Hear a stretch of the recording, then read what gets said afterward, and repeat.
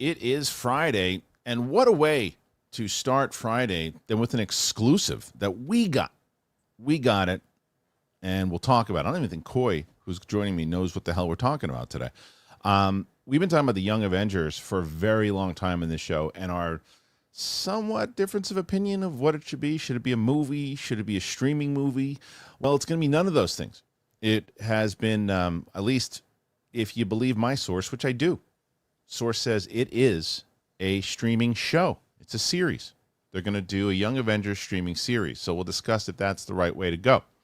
We also have some news when it comes to James Gunn. He's been talking a lot about a lot of different things. We're talking about the Superman trailer and the hype that it's getting.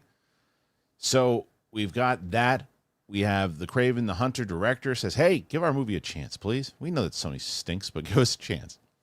So that and more on this episode of Capes and Cowls with myself and Coy Jandro today. Let's do it, everybody. It's the show. It's the live show. I'm excited. So are you? Great.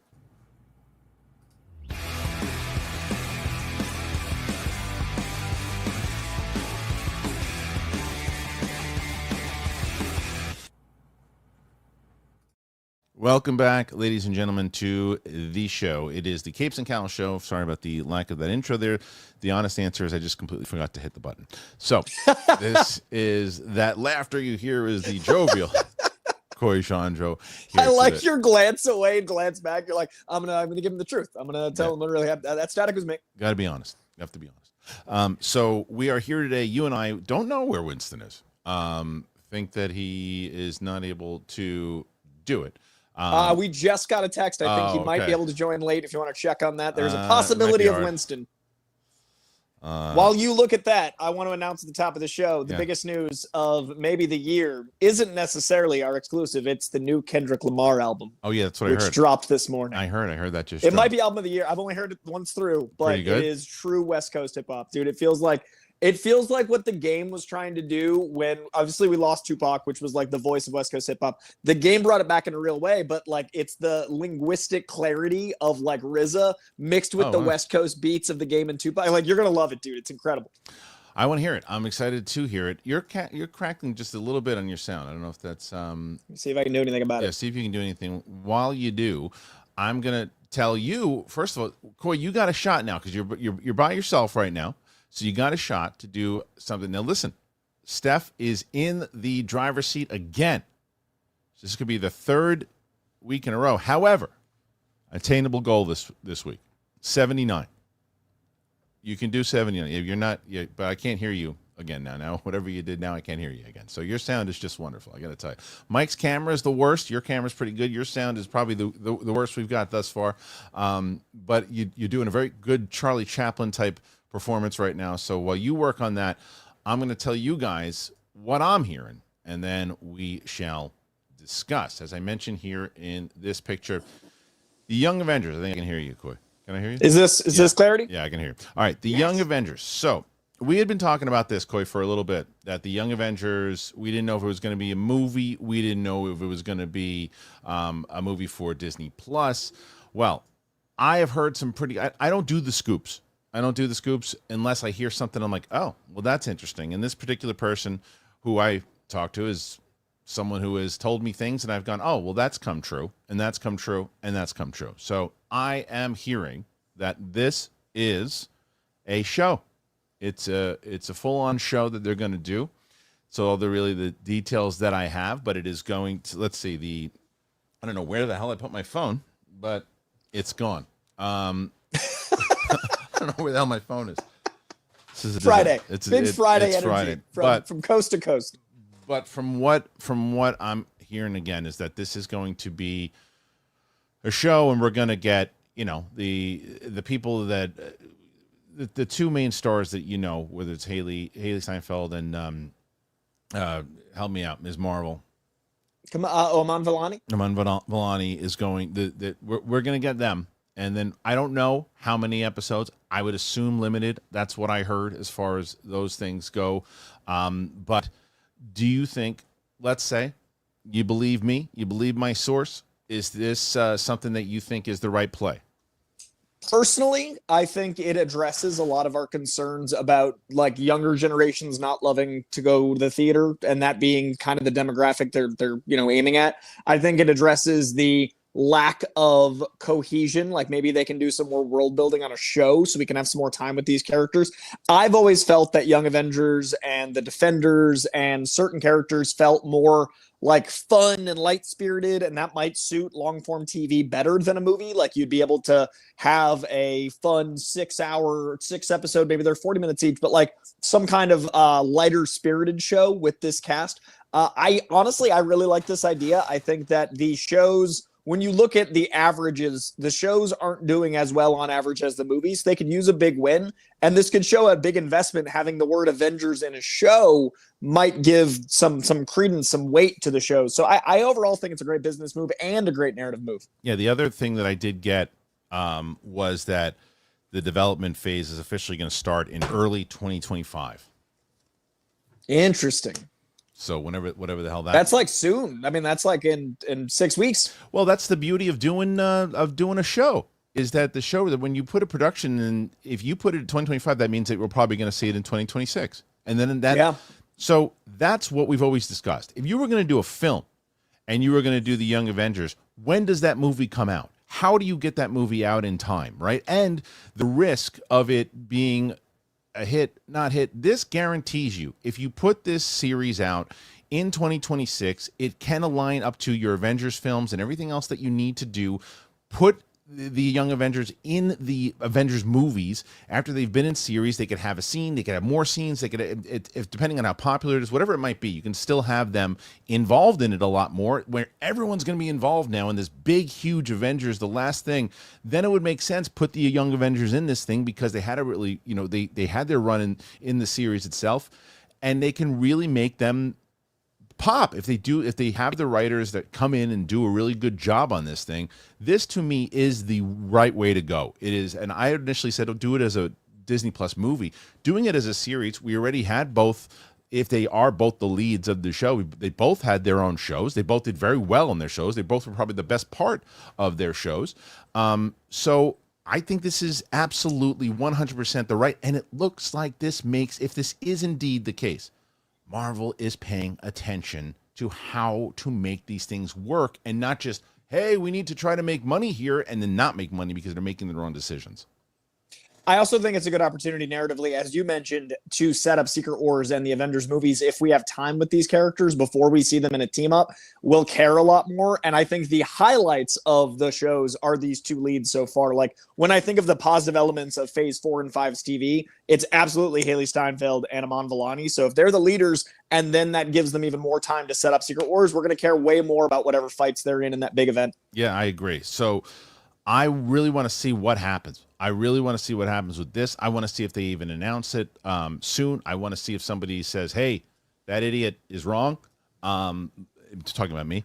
And I don't feel like they will. I feel like this is going to be something that is, whether, I don't know when they're going to announce it, but I think that I think this is the right play. I think this is smart. And I'm also very excited to see who they wind up putting, not only in the leads and all those, and more people, because you're probably going to see the kid from WandaVision, from Agatha, pop in there too.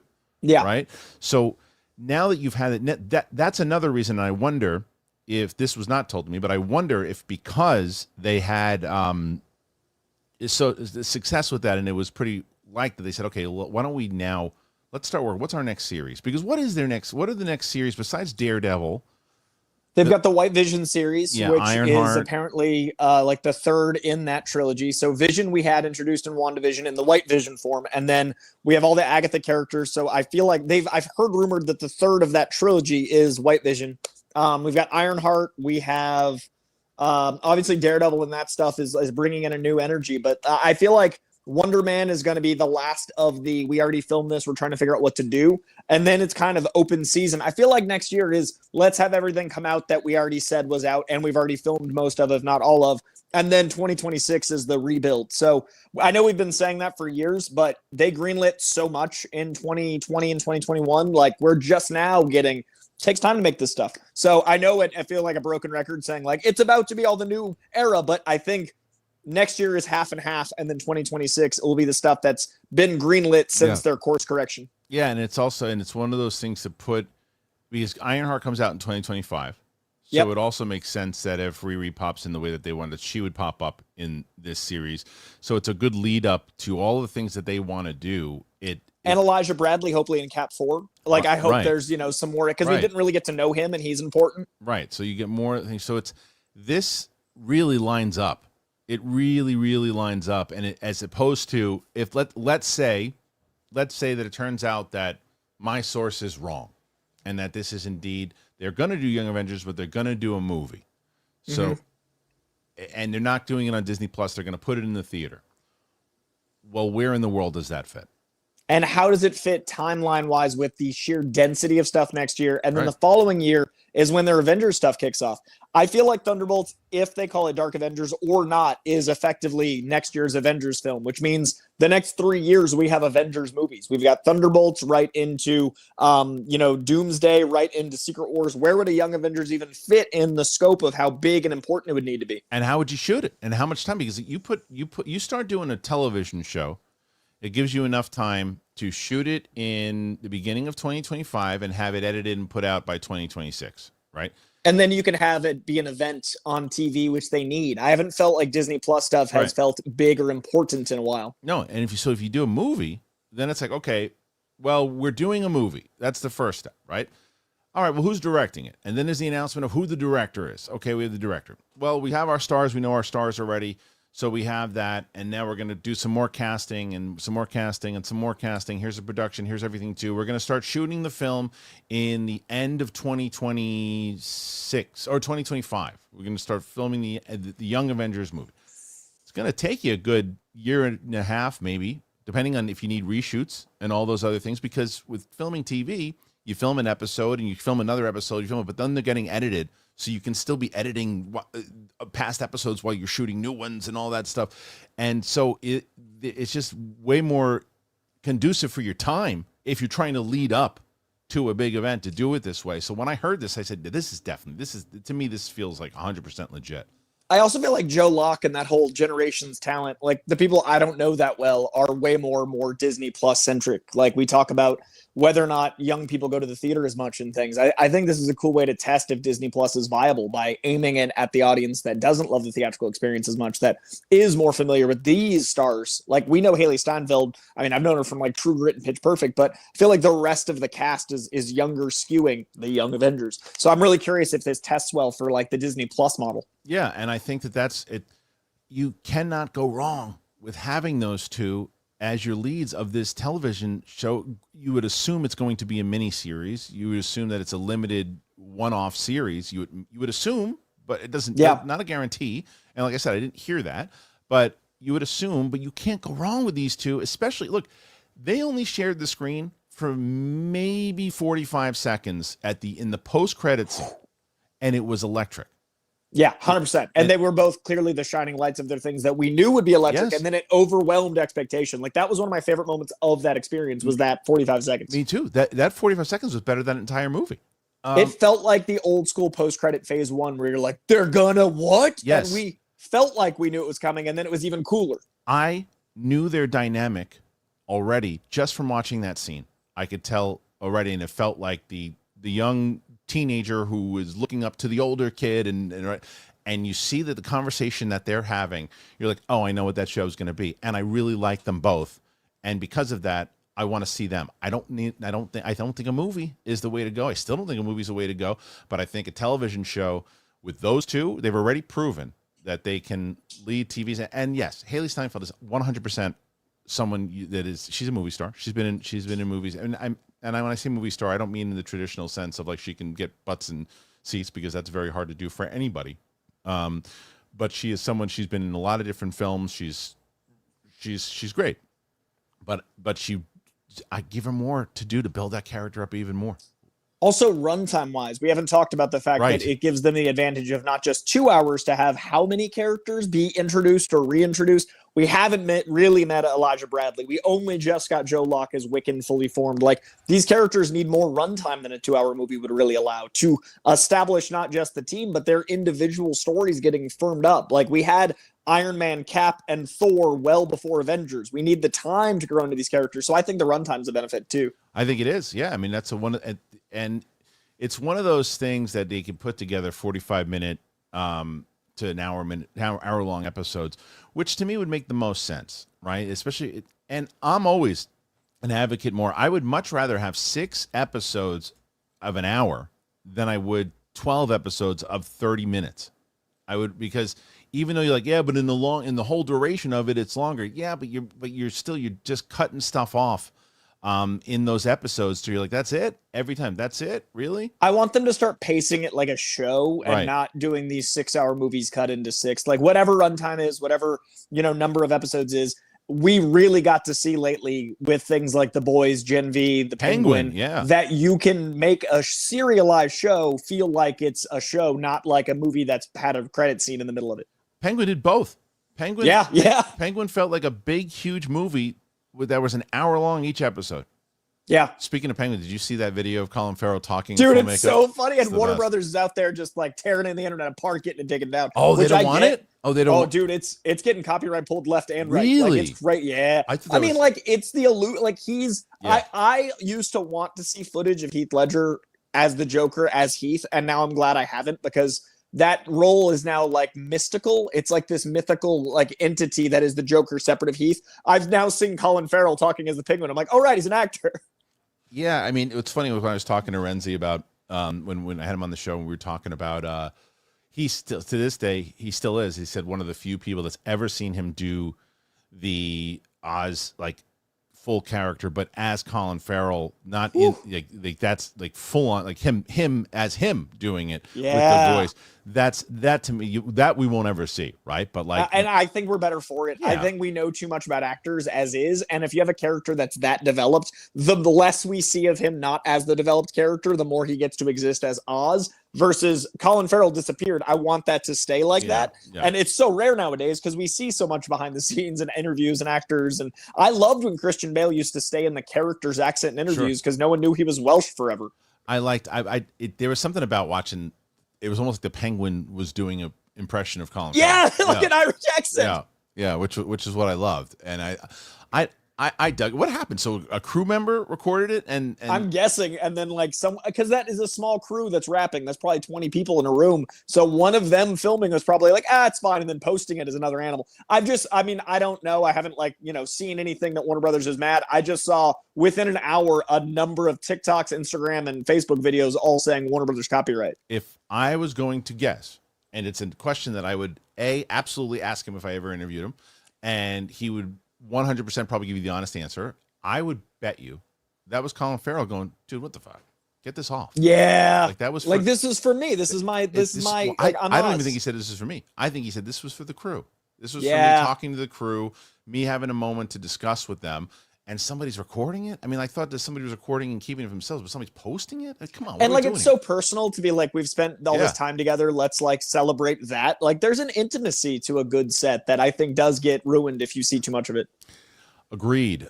So yeah, but it was still, I'm not gonna lie, I still like seeing it. But I mean, I'm glad I saw it before the teardown. I'm not gonna lie, but me too. But I feel you. It was tough. But we did a watch along, or we're doing the MCU watch along with Sam. We just did Incredible Hulk. We put that up today.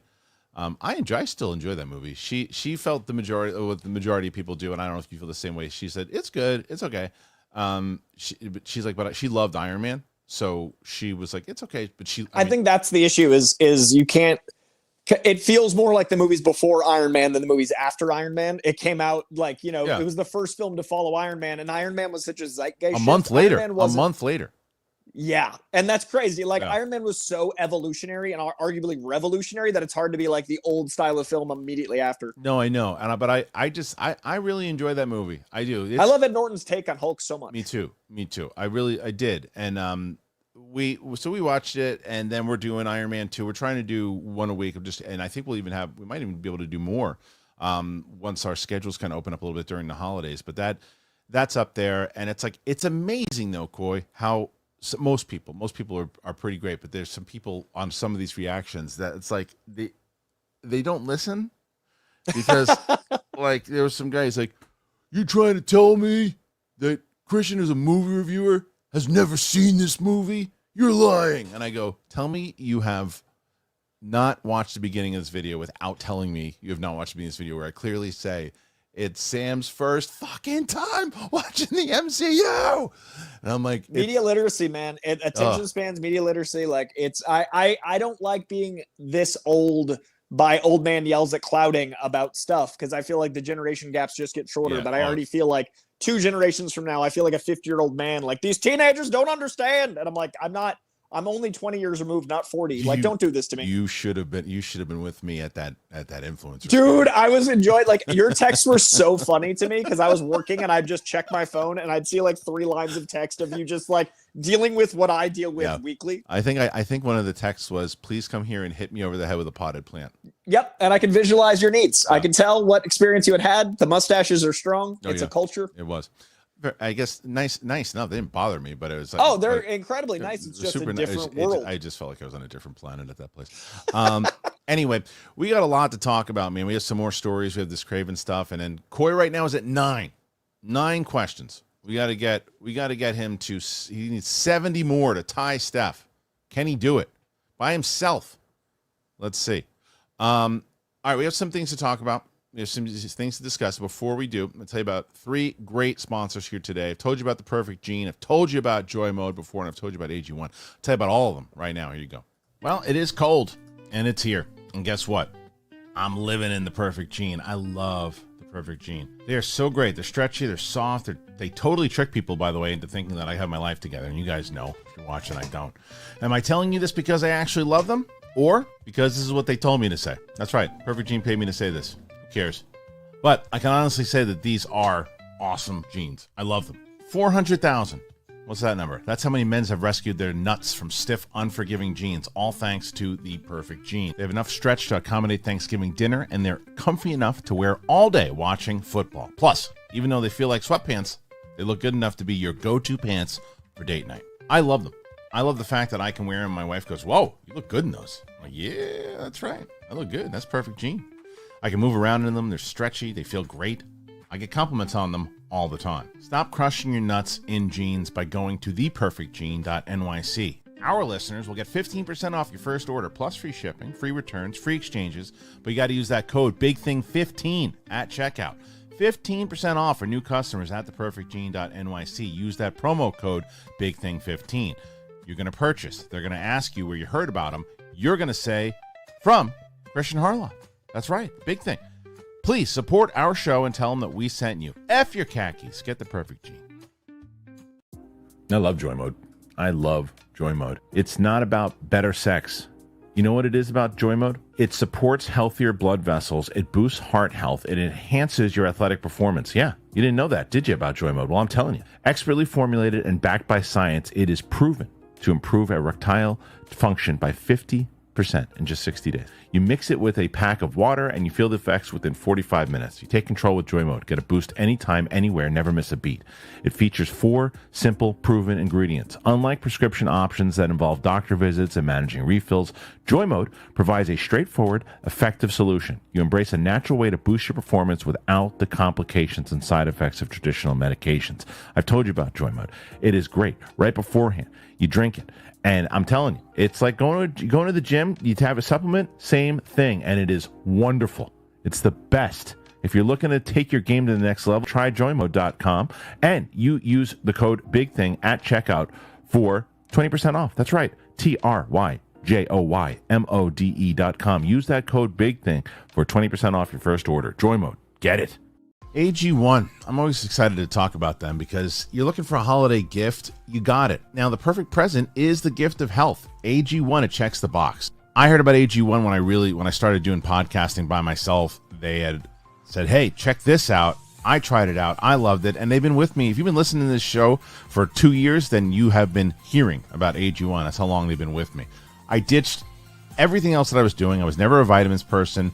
And now I'm just AG1. It helps your gut health. I've got better sleep because of it. It has kept me healthy. So there is something great for me, what I do, and I still have had this same zoo cup that I've been telling you about forever. I mix it up with water, 1 scoop, done. That's my day. So this holiday season, try AG1 for yourself or even gift it to someone special. It's the perfect time to focus on supporting your body with an easy and surprising delicious daily health drink. And that's why I've been partnered with AG1 for so long. Every week of November, AG1 is going to be running a special Black Friday offer for a free gift with your first subscription, in addition to the welcome kit with the vitamin D3 and K2. So make sure you check out drinkag1.com/bigthing to see what gift you can get this week. That's drinkag1.com/bigthing and start your holiday off on a healthier note while supplies last.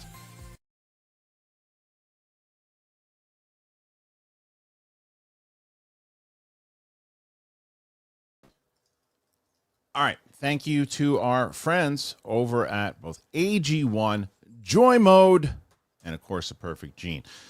It's so funny because I have friends and family who are watching this show and they say, "Hey, what's your code for The Perfect Gene? What's your code for AG1?" And then I know that they're not asking, but they're going around and getting the code for Joy Mode also. I know it. All right. So I think that I made it happen. I don't know if I made it happen. We're going to find out in a second. But let's see. Boom. Boom. There he is. And then I somehow got it to work in a orderly fashion. You better not be charging me full rate. I'll tell you that. Hey, what's going on, Winston? Nice. That's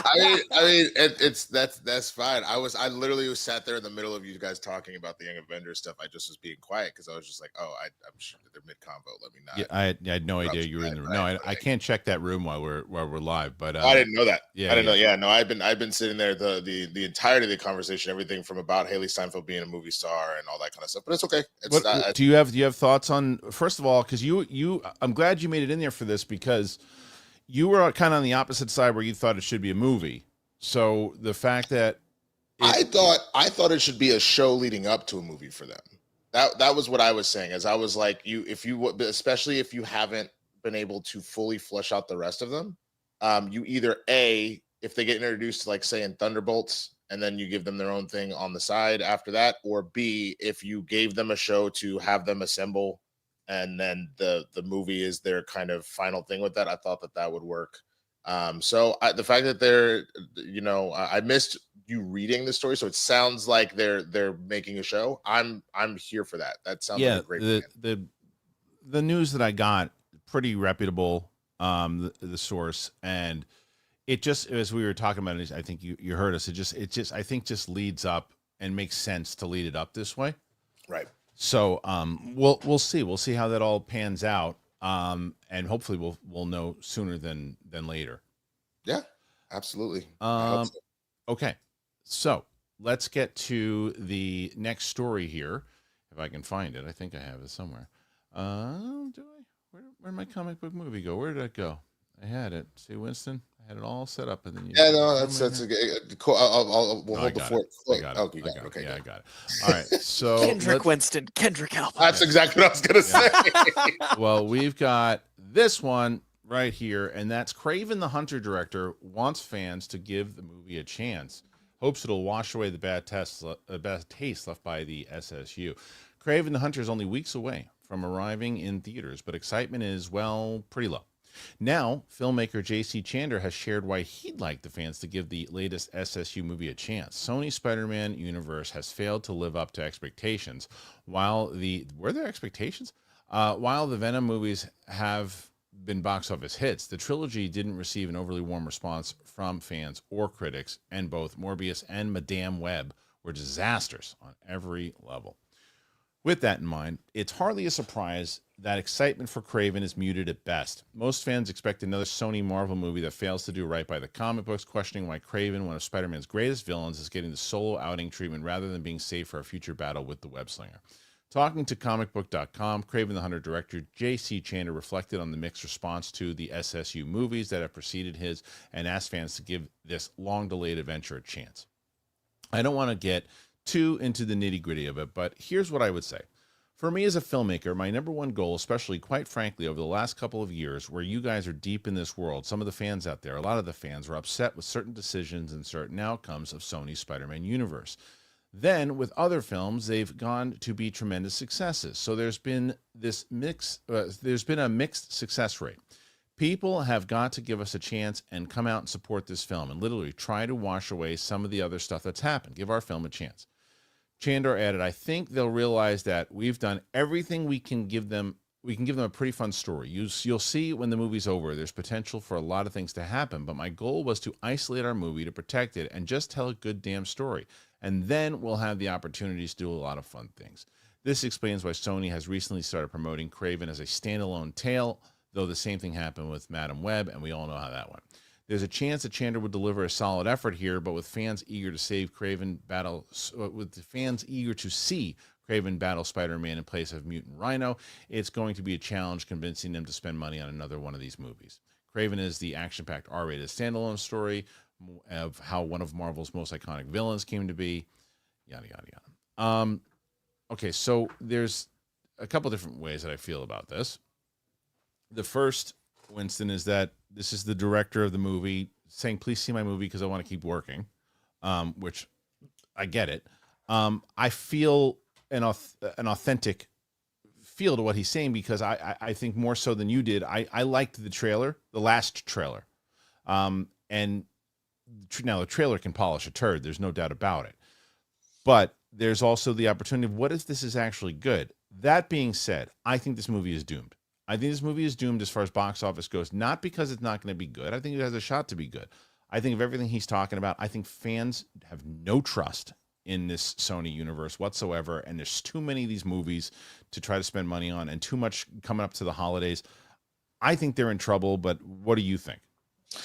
I think that I totally understand the director saying this, both if that was a directive from the studio, but more specifically, I guarantee it's because he directed this movie and he wants people to see his movie. But there's a reason why sports is such a good metaphor for life. If I've watched a team for, I don't know, 30 years not do anything in the playoffs continuously, if I am fully delusional and I don't care, then I'm like, yeah, sure, take my money. But there's a point at which if every single predecessor that came through here has been garbage, there might be a little bit of hope that's in there, but I'm not going to hold my breath because once is an instance, twice is a coincidence, three times is a pattern. And Sony has a pattern with these films, with the exception of Spider-Verse, for being terrible. So unless, like, honestly, we'll see it because of work. So then we can obviously spread the word of mouth. But I don't blame a single person that if they don't go opening weekend because they're just like, nah, man, times are expensive. I'm tired. I don't trust this. If people start telling me it's good, I'll give it a shot. But otherwise, why would I necessarily spend what is on average now somewhere between $18 and $20 for a lot of people around the country to go see this movie? Yeah, it's true. And Coy, it's like I always use our good one of our loyal supporters here, Wicked Art, who does our comic book, right? And I always use him as an example because him and his family, they designate and they go, okay, look, this is how because as a dad, it's expensive to take your family out to a night at the movies because you're not just paying for the tickets, you're paying for the snacks and all this other stuff. Don't buy snacks. That's not how it works. You go there and you want the whole experience. And you really don't have a child if you're like, there ain't gonna be no snacks. And so you're going to the movies and like, so he picks out and they say, okay, what are we seeing this month that we really want to see? We're movie fans. What's it going to be? I don't believe Kraven's going to be on his list, and he's a comic book guy. But I don't believe that's going to be one on the family's list because they have other things that are coming out, whether it's Wicked that probably is still going to be out in the theaters at that point, whether you have the Sonic movies that's coming out, you got Mufasa that's coming out, you got all these movies that are coming out. Why does that I know why. I kept saying, why does this stupid thing keep going away? And I know why. Is that on like a timer? No, it'll stop now. But either way, it's this is just not going to be on the top of anybody's list. Now, Corey, do you think that it's a possibility that they go, oh, I can't believe I missed this in the theater. It was better than I thought.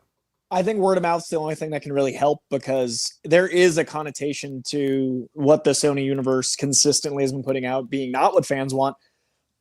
But I look at the writer and director more than the studio.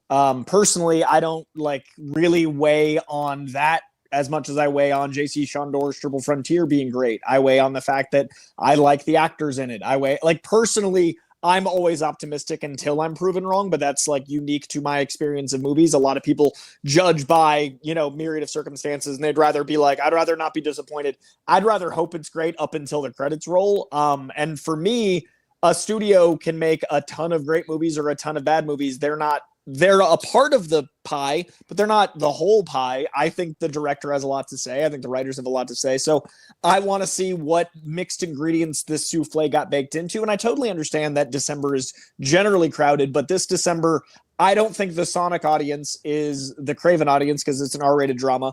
I don't think the Nosferatu audience is the Craven audience because that's the other R-rated thing. I think it is in a spot it could succeed-ish if word of mouth is exceptional, but not if it's just good. I think the word of mouth has to compensate for expectations. But it's less about them, so you're using it as an example of like, okay, well, I don't think the Sonic audience is eating up the Craven audience, right? But the difference is, let's say, so Wicked Art responded actually, and he said, so it's true that one's not on my list because we're going to go see Sonic, right? Now, that doesn't mean that you're wrong. What it means is that they chose and said, we're only spending money on one movie this month.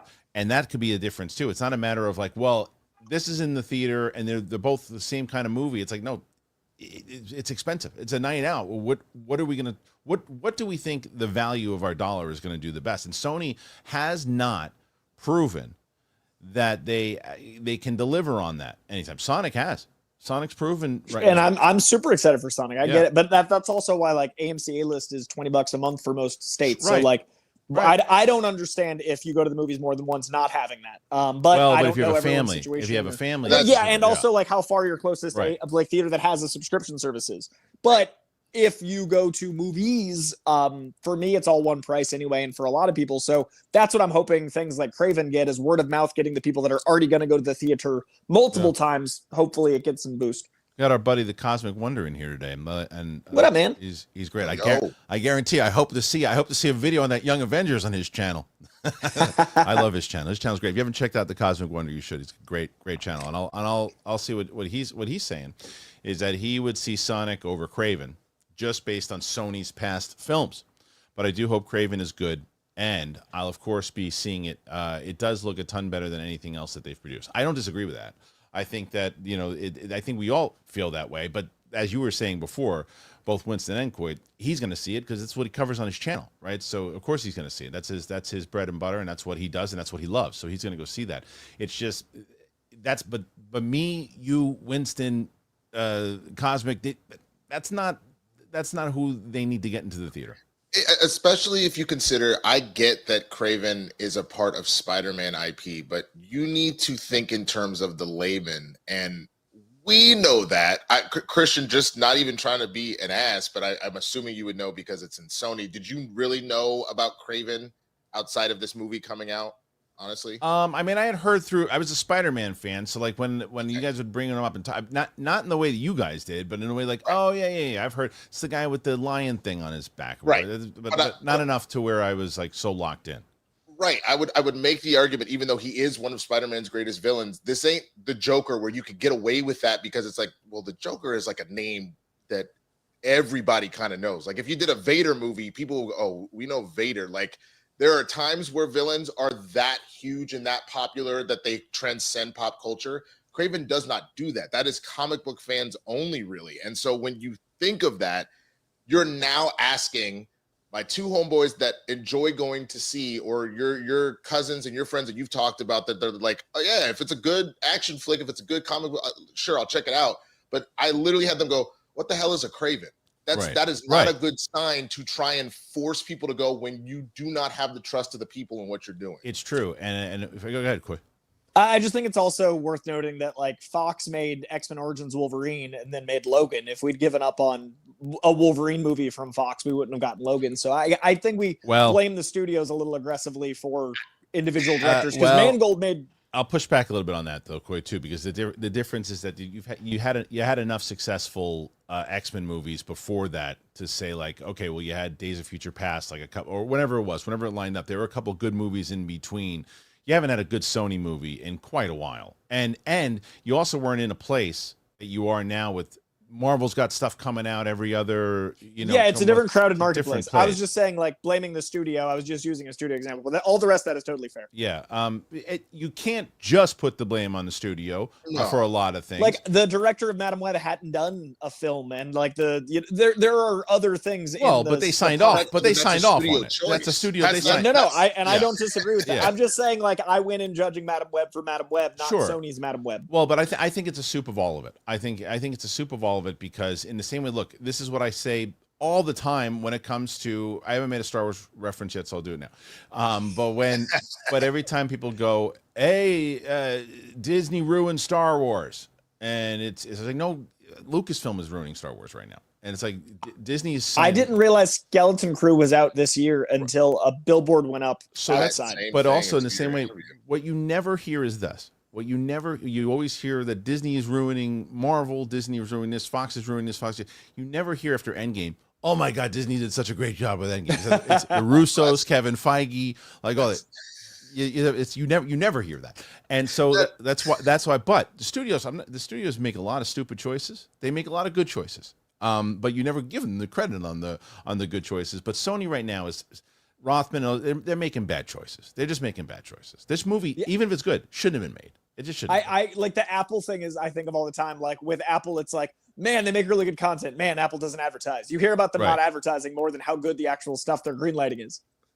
The easiest way I can describe Sony's decision with the Spider-Verse, the whole scenario, is the way that my mom loves to use the word ghetto as far as like really defining it. So instead of saying somebody that's, ignorant, low class, anything like that, my mom would say that ghetto is about taking with what you got, improvising, and just making it happen. And I think what Sony has attempted to do is exactly that, being like, well, we just have Spider-Man. He has a lot of people in there. Let's find a way to make $1 billion and billions out of this. The problem is, this is ultimately the type of ghetto that is just kind of ignorant and isn't really doing much. So again, if they make it work with this, then you can start to build some faith back, and then hopefully we can kind of figure out what's going on. But they're literally trying to squeeze, just I don't remember what it is, what water from a stone or whatever the old phrase is. Like you're asking a lot of weight to be carried on the fact that they are loosely related to Spider-Man. So. Yeah.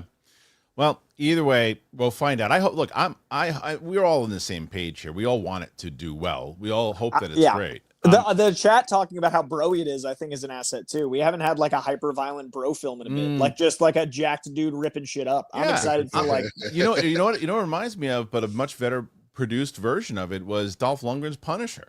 100%, right? That's what I want. There is a void for that in the film space, not just the comic film space. I think that's why Rebel Ridge did so well. Is like bros want a bro, and I want a bro.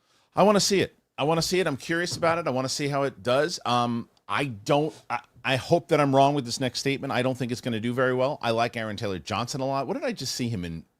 Something good. Oh, he's in Nosferatu. And he's really good in Nosferatu. Yeah, he's in Nosferatu. Right. That's right. And he's really good. He's a really good actor. I root for him. Dude, he's got such charisma, and he's such a like he's got movie star bravado. Like when he came out at the New York Comic-Con panel for Kraven, I was like, oh, it's a movie star on stage. Yes, which is funny because when he plays a movie star, it doesn't feel as real as when he's just being Aaron Taylor Johnson. Right. Like in The Fall Guy, I was like, Ryan Gosling's a movie star. Don't make that like, and then. In life, I'm like Aaron Taylor Johnson, movie star. He's really good, and he's a good actor. And him and Nicholas Holt. Nicholas Holt was great in Nosferatu. He's great. Nicholas Holt is having. I feel like he is having the type of run that Keanu did around when John Wick came out, because then we had the Keanu-sance. I feel like that Holt, like if you take Juror number 2, Nosferatu, he's about to hit Superman next year, which people are already. I mean, obviously, people within that area are going to say that he's doing a great job, but assuming that he is bringing what we're expecting him to bring, like he's starting to hit a little string of just like, damn, okay. I think he's having a string for sure. Like I don't know if I'm going to give him Keanu status yet, but I'll definitely say that he's becoming more and more of a star. Like you see him more, and if he hits with Lex Luthor, which he very well could, I agree with you. But maybe a closer analogy, because the Keanu Reeves was the idea that he was already an A-list movie star, kind of disappeared for a while and then went on a run. Maybe a closer one, and hopefully there's just no trials involved, is maybe Jonathan Majors, in that all of a sudden now you're like, whoa, okay, this guy's legit, like here he goes. That's kind of what it feels like more with Nicholas Holt. He's been around for a little bit, but this is his moment now. Could be. All right. So Winston, I don't know if you were part of the conversation yet. For people who are brand new to the show, brand new to the channel, what we do is for the entire week, we put together our questions, and our co-hosts on the show that day try to one-up the co-hosts before them with how many questions can be asked. And you guys have put in so far 20 questions come in. Winston, do you know who you're trying to beat right now? Steph at 79. She did it again. It was funny because Roka started out a little slower on Monday, and then Roxy's like, I'm doing it this week. And Steph said, no, you're not. Steph did it again. Steph could potentially do 3 weeks in a row. And I said, look, there's no guarantee. Winston and Coy, formidable opponents. We're already a quarter of the way there. You're at 20. Audience, so 20 out of 80. We're a quarter of the way there. 79. We got to beat it with 80. We're a quarter of the way. Let's get it. You can do it. What is Steph doing that she keeps getting all these damn questions? Look, 59. 59 is what you guys need more. 59 more. But we have a couple more things to do before we even start getting into those questions. And we kept asking about Deathstroke, right? And they kept saying, what's going on with Deathstroke? Is he going to appear? We don't know. James Gunn's been talking a lot lately. He's doing more and more interviews because Creature Commandos is coming out right around the corner. So he's going to be doing a lot more. And yes, desperately trying to get him on this show. There's so many things I want to ask him. So many things that I really want to dive into. And so far, looking at some of the questions people are asking, and I'm like, no one's asking the stuff that I wanted to ask him yet. No one is. I'm like, I need to know things, guys. I need to know things. Anyway. Speaking of which, I have an interview coming out on Tuesday.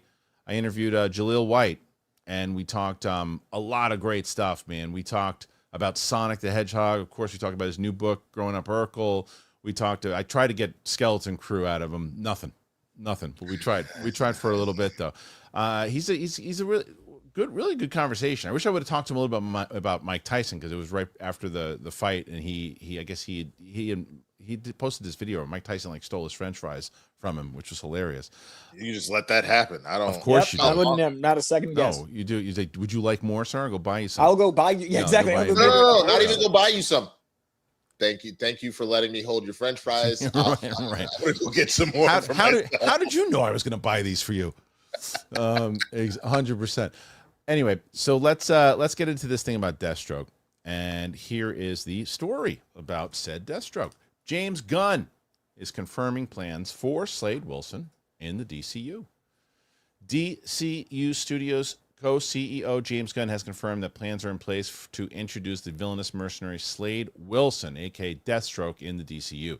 Back in September, we got word that the two of the Dark Knight's most formidable foes are set to forces for a new live-action DCU movie with a Bane and Deathstroke project officially in development at DC Studios. Details were few and far between, and no director was attached at the time, but Captain America Brave New World writer Matthew Orton was said to be working on the script. A follow-up report suggested that other characters might also appear, as it wasn't clear whether Bane and Deathstroke would be the central figures of the project. This led to speculation that it could actually be another supervillain team-up, possibly even a Secret Six movie. James Gunn never actually commented on the report, but now he has confirmed there are plans in place to introduce Slade Wilson, at least, to the DCU at some point. To which they said this doesn't necessarily mean that Bane and Deathstroke film is a reality, as Wilson might be introduced as the antagonist in the planned Teen Titans movie. Both characters have previously appeared on the big screen, with Tom Hardy playing Bane in Christopher Nolan's The Dark Knight Rises, and Joe Manganiello making a very brief appearance as ruthless mercenary Deathstroke in the post-credit scenes of Joss Whedon's theatrically released Justice League movie. Whether these villains will be teaming up to take on an even bigger threat or facing off against another remains to be seen. But we're sure they'll clash beforehand, even if they do ultimately put their differences aside. We assume the plan is for one or both of these bad guys to come up against the DCU's new take on Batman at some point, possibly even in the plan The Brave and the Bold movie. Okay, so let's see. He goes back into The Brave and the Bold, but that's okay. This to me just gives me so much more confidence in what James Gunn is doing, because let's say that there is going to be a Bane and Deathstroke movie. Let's say he didn't confirm that, but let's say that there is. This is the kind of stuff that why you hire on a James Gunn to run this, because he's the guy in the meeting that goes, what do you mean they don't want villains leading a movie? Look at the Joker. What do you mean they don't want villains leading a story? Look at Walter White. Look at Tony Soprano. What are you guys talking about? Because I know for a fact there's meetings that have happened in, whether it's Lucasfilm, Star Wars, Marvel, Disney, going, we can't have the bad guys being the ones that are running everything. The people won't like that. Morons. And if you can do a movie like this, doesn't mean to make it for $250 million, but if you make it, it could actually work. But Coy, some of this particular story in general, tell me about this. Do you think it should be a movie? Do you think how should it all pan up? Tell me that, and then your overall assessment of the way Gunn is handling things thus far. I think that the Deathstroke Bane movie is likely not just a duo movie. I don't think there's a Deathstroke Bane movie. I think those characters, either together or separate, will appear in the greater DCU. A lot of times people hear a report and all of a sudden it's like, oh wait, they're over there. It just feels, I don't know, it's an odd pairing narratively, and it feels like that wouldn't be something in this first wave, but I could be wrong, because they are two great villains that could, I trust in the house that's building this, that they would have a reason to use them if that is the case. But overall, that informs the next bit. I think James Gunn is one of the most passionate comic fans, period. So this is getting to start from scratch while we're in peak comic culture. It isn't where we were in, Infinity War Endgame, but it's well past where we were when you're trying to get the MCU started. So it's a great time to make bolder swings, to hire directors and creators that have a specific vision. It's the great time to trust in your audience that you could make swings like this. I think culturally we're ready for any of this, and you've got an actual passionate fan at the helm. So I've never been more confident in DC since I've been reading DC at 2 years old. I've never been more excited for a universe than what's happening right now. Winston?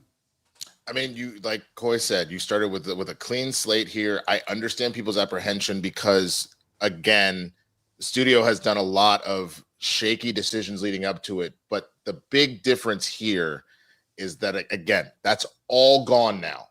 We are fully starting over. Like, that would be a situation where, say, just to tip back to the story we were talking about, where Craven would have a little more faith in people potentially, of like they're giving something a shot because you started over. But again, not a mainstay, A-list, everybody in the world knows who that is. Deathstroke, I think the same thing is potentially a problem. Comic book aficionados, anybody that grew up on Teen Titans on Cartoon Network and stuff, y'all know who Deathstroke is. Y'all know who Slade is. Like, that's fine. The reason why this would ultimately work is James Gunn didn't say, and we're starting off the DCU with Deathstroke. Like, a super nerds would be like, oh, okay, that's a choice, but I'm here for it. I love the character. You were saying that it's something that could be coming down the pipeline, that it's, that you're saying that it's set to go. You're putting two of Deathstroke tends to lean more towards Titans, but he'd really just DC in general, but you're putting him with another like fighting mastermind that Batman has a lot of issues with and things like that, or even the Titans have issues with. So you're getting an interesting story there, and you're not letting that be your lead off. You started with Superman to get you out the gate, somebody that everybody knows. And then the villain thing that you said, Kristian, it works if it's not everything. If everything is the villains, unless we've just established that's the universe we're doing, then that does. But clearly this is something that's coming, I don't know, maybe 2 or 3 years from now. Great. Right. I'm totally here for that. It's leading to something. It's leading to something. It seems like everything is leading to something. And that's why, like, even hearing, as you mentioned before, Winston, that yes, the hype behind like Superman and everything else right now seems to be the cast members and people who are talking about it, because the rumor is that, and I can't remember which one of you guys said it, but somebody said it, that they were asking when the trailer is coming out. We kind of speculated when we thought, and it looks like it's going to be in December. And the trailer has already been seen by Frank Grillo, who said it was incredible. Frank Grillo, to me, doesn't seem like somebody who's just going to start hyping stuff up because he's in the movie. It's like, I think that he probably legit feels that way. And you have all this stuff, and the how they're building towards things through Creature Commandos to this to that, and then leading into stuff with Batman. They have a plan. That's the thing, Coy. I think the reason why you're excited and the reason why I'm hoping, again, with Star Wars and other things and why Marvel worked for so long is because of the plan. There's no plan in Star Wars. The plan is getting better with Marvel, but there seems to be a full cut plan right now with DC. I not only think that it's the best tactical choice to have James Gunn, but the fact that it's like if the best executive producer at a studio happened to be all right, hold on. It always does. If the best executive producer at a studio happened to be an incredible director, and that guy also happened to love these characters, like this is such a perfect storm. It's insane. Like it'd be like if Fincher was working with a power producer at A24 and they both happened to love this niche fandom and they were like, well, here's the keys to the castle. But the niche fandom is like this huge enterprise that can fuel all these creative choices by hiring directors that other director has always wanted to work with.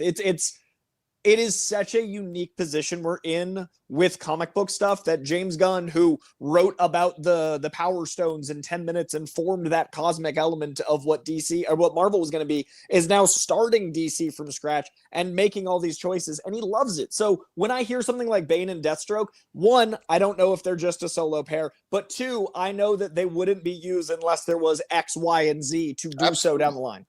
That we've said it a million times. You need like Feige. Where I'm excited for him is how much passion and love he has for the X-Men. So that is why that is going to be an incredible resurgence of his creative brilliance and things that are coming on here. To know that Gunn has multiple times said that this is like he loves what he did and he loves Marvel, but this is like his bread and butter. And you literally told this kid, hey man, we know that you've got this imagination. I want you to just go for it. He's like, okay. It's true. Like that's what this feels like. And I can feel his passion already just in the way that he talks about it. And he's proven that he's already a fantastic filmmaker. So we're in for a treat. I'm sorry. I agree. I agree. And I also think the other thing is what he's been doing that I think is great is that the hype around Superman right now is really getting bigger and bigger and bigger. And Superman, as Winston, you said, you're not the biggest Superman fan, but you're hyped for this movie. Yep. And that is the trick. Like me, I'm a Superman fan. I'm gonna go see the movie no matter what. Same thing. My fingers are crossed that I'm like, okay, Superman, come on, let's do it. But I it's getting those people in there that don't give a crap about Superman. And I feel like they're gonna do it. And they put the right trailer behind it. We'll see. All right, what say you guys? Put your comments in there. Let us know what you think. Everything that's going on with DC and James Gunn, and I am going to get to this last story because it's a Marvel rumor. But I'm going to go away from Marvel for a second. We're not going to go into the full topic. But did you guys hear the rumor about the Kinberg Star Wars trilogy about who they're looking to get in that? No. Henry Cavill. Yes, I did hear that actually. I did hear about that. You want to get me on board? I'm like but let him be evil. Let him be evil. Yeah. They're gonna probably have him as a good guy, but let him be evil. I thought he was such a good bad guy. Dude, he was so good in Mission Impossible. Let him be nefarious. Like I really Adam Driver, for all that I will say, he did a really great job with the role that he was in. I don't love the sequel trilogy a lot of the time, and sometimes I felt that Kylo got a little too whiny for my taste, but I still will give Adam Driver credit just for the actor that he is. If you genuinely let him go cook and be like a Darth Vader-ass character, bro. I know. Let him be evil. Let him be evil. I want to see him be someone like, whatever it might be, someone evil. That'd be great. I want to see him torture somebody with force lightning. I want to see him out here ruthlessly choking generals because they pissed him off. Just let him go. I know, for real. Did you guys hear the rumor, the Dazzler rumor? There's a new one? Yeah. There's another one? So there's a new one. There's a new rumor here about Dazzler. And this rumor is that Marvel wants Lady Gaga to play Dazzler. That's the rumor. Interesting. That's the rumor. So this is from Mark Cassidy. He said, we heard that Lady Gaga met with Marvel Studios about a potential MCU role and that Kevin Feige is said to be interested in the Joker Folie à Deux star to play Dazzler. Pop megastar turned actress Lady Gaga has emerged as one of Hollywood's most in-demand talents since her Academy Award-nominated performance in Star is Born, and it seems most of the major studios are keen to work with her. Despite the movie's frosty reception, Gaga received high praise for her turn as Harley Lee Quinn in the recent Joker Folie à Deux, and we have heard that James Gunn wants her to play a different character in the DCU. Gaga has been rumored to have met with Lucasfilm about a potential Star Wars role, interesting, and there were also whispers that she could be lining up a Marvel Studios gig. Now, Scooper, My Time to Shine, is reporting that Kevin Feige is interested in bringing Gaga into the MCU fold as a specific character, Dazzler. Given Gaga's background, Allison Blair would seem like a perfect fit, but there are plenty of Swifties who still feel that Taylor Swift would be the ideal candidate for the part. Fans became convinced that Swift had been cast as the musical mutant when she was spotted hanging out with Sean Levy and Ryan Reynolds and Hugh Jackman, but she never showed up in the movie, and Levy has indicated that it wasn't something that was ever given serious consideration. If this is accurate, and Feige is eager to sign Gaga as Dazzler, we assume the character will be introduced as part of the first team of X-Men to debut in the MCU post-Avengers Secret Wars. Feige spoke about MCU's plans for X-Men during the opening day of Disney APAC content showcase in Singapore yesterday. I think you will see that continue in our next few. I think you will see that continue in our next few movies with some X-Men players that you might recognize. Right after that, the whole story of Secret Wars really leads us into a new age of mutants and the X-Men. So I think this is an excellent idea. I think it's an excellent idea. Now, here's what you're going to hear. Because right now she's associated with a stinky movie. Oh, no, don't put her in that. She was in Joker Part 2. But I don't think there's a lot of people, and if there is, they're wrong, that blame her for that movie being not good. She was great in the movie. She's a really good actress. And I think if you put Taylor Swift in it, who's, I think, at best, an okay actress. Like the last thing I saw her in was that movie that she was actually. Amsterdam. What was it? Yes, Amsterdam. That's right. And she was actually okay in that. That was her best performance. She's been in other things where she's been not good. I've never seen a not good Lady Gaga performance as an actress. I think you're better off. I think, yes, you get the Swifties in there to see the movie, but what are you trying to do? You're trying to get the audience in there because you know that a pop star's in it, or you want to get somebody that can play this character and can act. And I think Lady Gaga is the person to go for as far as, and I think there's a reason why everyone else is meeting with her, because her performance was good. Yeah. I got thoughts. Go ahead. I got thoughts. I think one, I agree with the fact that I personally believe that Gaga is a better actress than Taylor, at least with what Taylor's decided to present herself with. But then a follow-up to that, a couple different things. One, Gaga, for the most part, her music career, she's kind of done. There really hasn't been any talks about her necessarily putting out a new album, trying to go back out on tour, things like that. Taylor, I know she's just about to wrap up the Eras tour, but I don't think she's done. She's performed at the Olympics. Who? Gaga. No, I understand, but that's not what I'm talking about. I'm not talking about she's not doing performances. I'm talking about she is not making an album. Right now, currently. Right. There's been no talks of her making a resurgence like that. Like she'll still go perform, but she really feels like she's more in her actress era. Got it. Versus, no pun intended. Whereas Taylor is still putting out albums. She's still doing her Taylor's versions of stuff. I'm sure in a couple years when she's had time to cool off, she's going to want to tour again. So all of that being said, anybody you're bringing into the MCU like this, especially now that we're just getting to X-Men, so you're talking about a mutant here, odds are you're on the hook for the next decade. Right. And I don't think that Taylor is trying to do all that unless you're giving her a one-off joke character that, like, not that Dazzler is crazy important, but any mutant that comes into the fold right now, people are going to be watching, and a name like Taylor ain't gonna be we kind of in and out like that unless it had been, say, Deadpool and Wolverine, and we're like, this is because it was a favor to Blake and to Ryan to do whatever. I think this is a better choice. I think the only thing superstitiously for me is I fully agree with you that Gaga is actually a very good actress. She just is also had a string of, I gave you a killer performance, but this movie is trash. Right. So I'm a little nervous about that. But if you're just talking straight acting talent and still having a very, very large fan base that you can hopefully fold into this, Gaga is a great choice. Coy? I think Lady Gaga's a great actress. I think A Star Is Born is one of those movies that really surprised. Oh, I love that movie. I thought she was fantastic. Anyway, I think she's fantastic as an actress. I don't think she's right for Dazzler. I think she's an archetype as I'm a pop star that is, amongst people that feel ostracized and want to find community. I love that for Lady Gaga, but this rumor feels like someone went, oh, she identifies with people that are outsiders and people like find community with her. And I love that. She's got her little monsters. And I think that is very X-Men, find a community in being ostracized. But I think that if the X-Men are coming in as adults, maybe if Dazzler's been a star for an amount of time. But I think the benefit of Dazzler is appeals to a younger audience of she's a teen pop star. You develop your X gene in puberty. You're young and trying to figure out who you are. Dazzler is kind of a shining light of people that are teenagers trying to figure out what they identify with.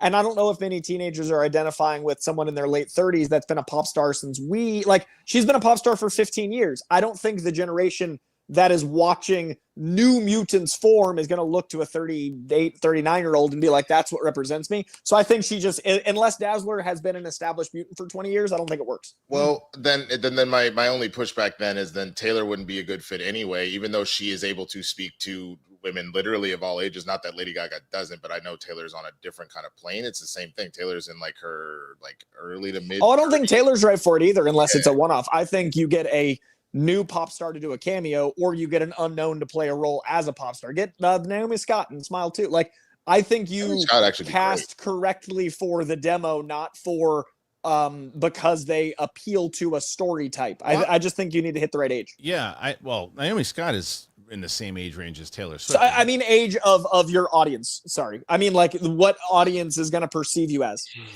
Well, either way, we'll figure it.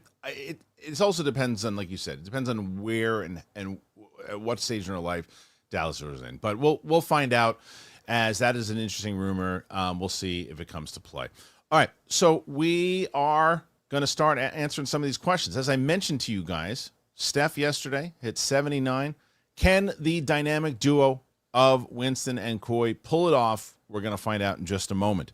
Coy, you got a lot going on in your channel right now. What's up?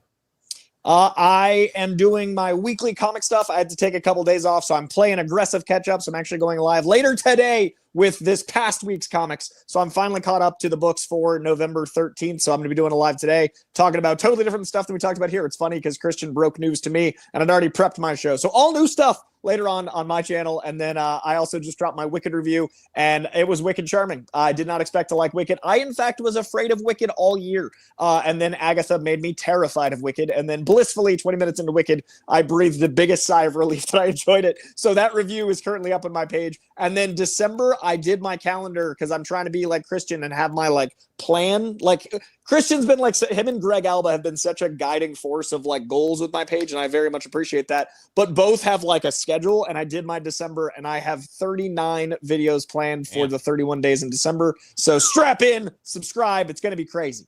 Winston? God damn, man. Good for you.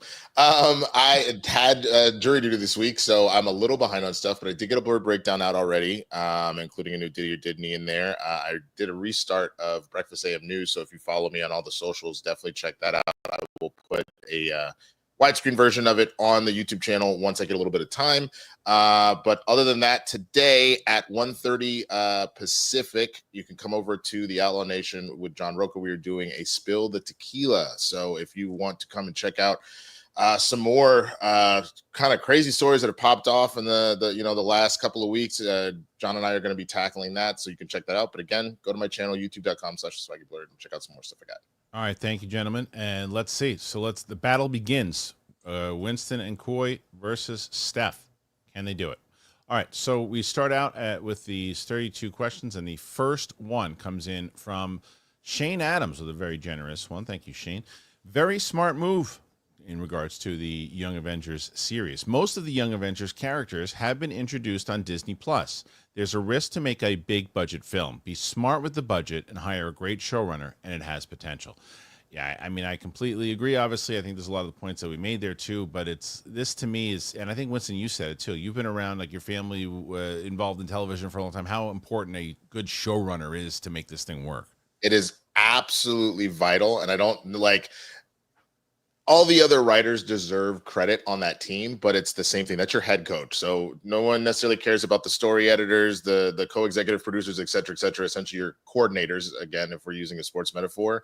If the head coach ain't doing what they need to do, it doesn't mean they don't get credit, but you need the person at the helm handling that. So yep. All right. So then we got Shay Markel, who says Kendrick Lamar just dropped a record. Happy Friday. Yeah, people are pumped about that right now. Dude, it's so good. Also, live chat. Sabrina Carpenter, we know who she is. I think Espresso, as done by Dazzler, would be fantastic. Sabrina Carpenter, I think, is a great pull for actress terms. That's actually, if she did, because she started off as a Disney Channel actor, didn't she? Yeah.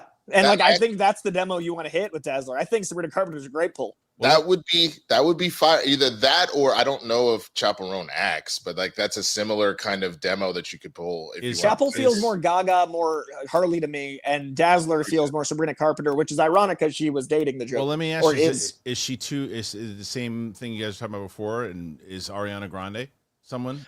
Dude, after Wicked, anything she does, I'm signing up. She is so funny. You know what's hilarious about that? And I said this because I didn't, because I couldn't believe her comedic timing was so good. And people are like, oh, you didn't, how do you not know that? She grew up in those shows. I wasn't watching those shows. I had no idea that she had comedic timing. She was great. I think she could be nominated for an Oscar. I really do. I think she's incredible. That good. So both her and Cynthia blew me away. Like that movie really surprised me. So this is what I said yesterday. I thought Cynthia was really good. I didn't think she was great. I thought she was really good. I thought Ariana Grande was great. I do want to speak on Shay's note here. I know Winston hasn't heard it yet because he responded to my text verbally that he has not gotten to it yet. But I will say in brief, usually when I listen to an album the first time, I can hear moments that'll mean something to me later. And usually there's like an acclimation period of like, oh, that's a different sound. Like I have to adjust to an album, but I'll have highlights. And then as I listen to an album more and more, it grows on me generally. But I got instincts. This first listen through felt like a third or fourth listen through. It already felt like a classic. It already had hooks that I recognized immediately. Dude, Winston, you know that opening of the music video where he had that 5-second sample? It's actually a full song. He never does that. He always puts out snippets and then doesn't release the full song. I know, he's done it 4 times. I had a gut feeling. All I know is my text chains have been blowing up all morning. I was just gonna say, where's Screwface John when you need him? I was like, he's probably listening to the album. He's probably listening. He's probably doing a live right now. Probably. It's incredible. Yeah. Ewok, I agree that it is a smart move. Who do you think will lead the Young Avengers? I would assume that the two of them is Marvel and Kate. Probably Kate Bishop would probably lead them, right? Yeah, I feel like she's got leadership qualities we saw in Hawkeye. Yeah. I feel like they'll use Amon Villani to recruit them because that'll be funniest and she'd make it cheeky. She'll be the Nick Fury. I feel like there'll be a leadership element on the field from Elijah potentially because like, you know, the Captain America, the leadership I could see him embodying. I also think we might get Iron Lad at some point. So I could see Iron Lad, but that's tricky with Kang. So like that's it. But also like in the Ultimates comics right now, Winston, like Tony Stark is an Iron Lad feeling vibe. So like it's possible. That was the only thing I was thinking is I was genuinely curious how they were going to handle all that, if that's your excuse to recast or something like that, because like missing Iron Lad, who typically takes the reins.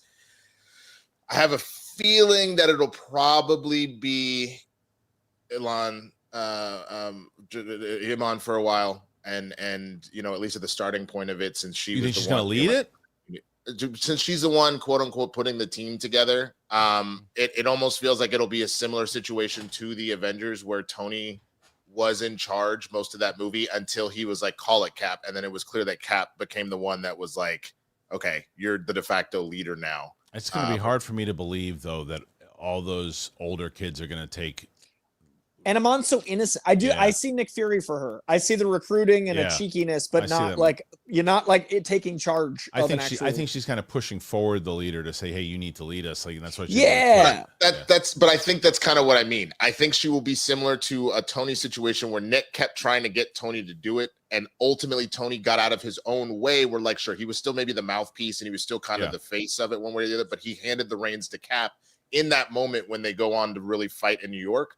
I think you have a similar situation where she keeps trying to lead this thing. She keeps trying to be like Nick Fury and put this together, and then ultimately looks to somebody else on the team to go, you know what, you might be better to take that role and kind of have like as Lucas says, that good stories echo. Yeah, So he follows it up with which 3 or 4 will be the heavy hitters and who will drive the plot. So we pretty much just covered that with that one. So all right, so next one, and thank you, Renee, guys. 37.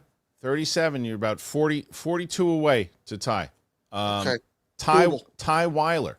Hey, Kristian, have you heard of Darth Vader Black, White, and Red comic run? Now, which one is that? Is that the one? It's newish. It's new. There's a run of comics called Black, White, and Red, or Black, White, and Blood, and basically the comic is printed in black and white, and anything that's red in the story gets to be red. So it's black, white, and red. Okay. So beautiful visual. And the Darth Vader stuff is really great. Good. I definitely recommend it. Yeah, he says it's awesome and definitely to check it out. And he says, "I love you, Coy, for all your comic content." I'm so glad people care, man. It's a beautiful thing that people are discovering comics and reading them and sharing it. It makes me happy. You're making it cool. They're taking it a step further. I guess they already started Darth Maul Black, White, and Red. Nice. Oh, dude, it's awesome. And like the Spider-Man one is black suit and red. It's Spider-Man in the black suit and a black and white comic and all the red pops. Dude, it's such a great run and different stuff. I definitely recommend it. DC has one too. DC has a black, white, and red as well. Armada.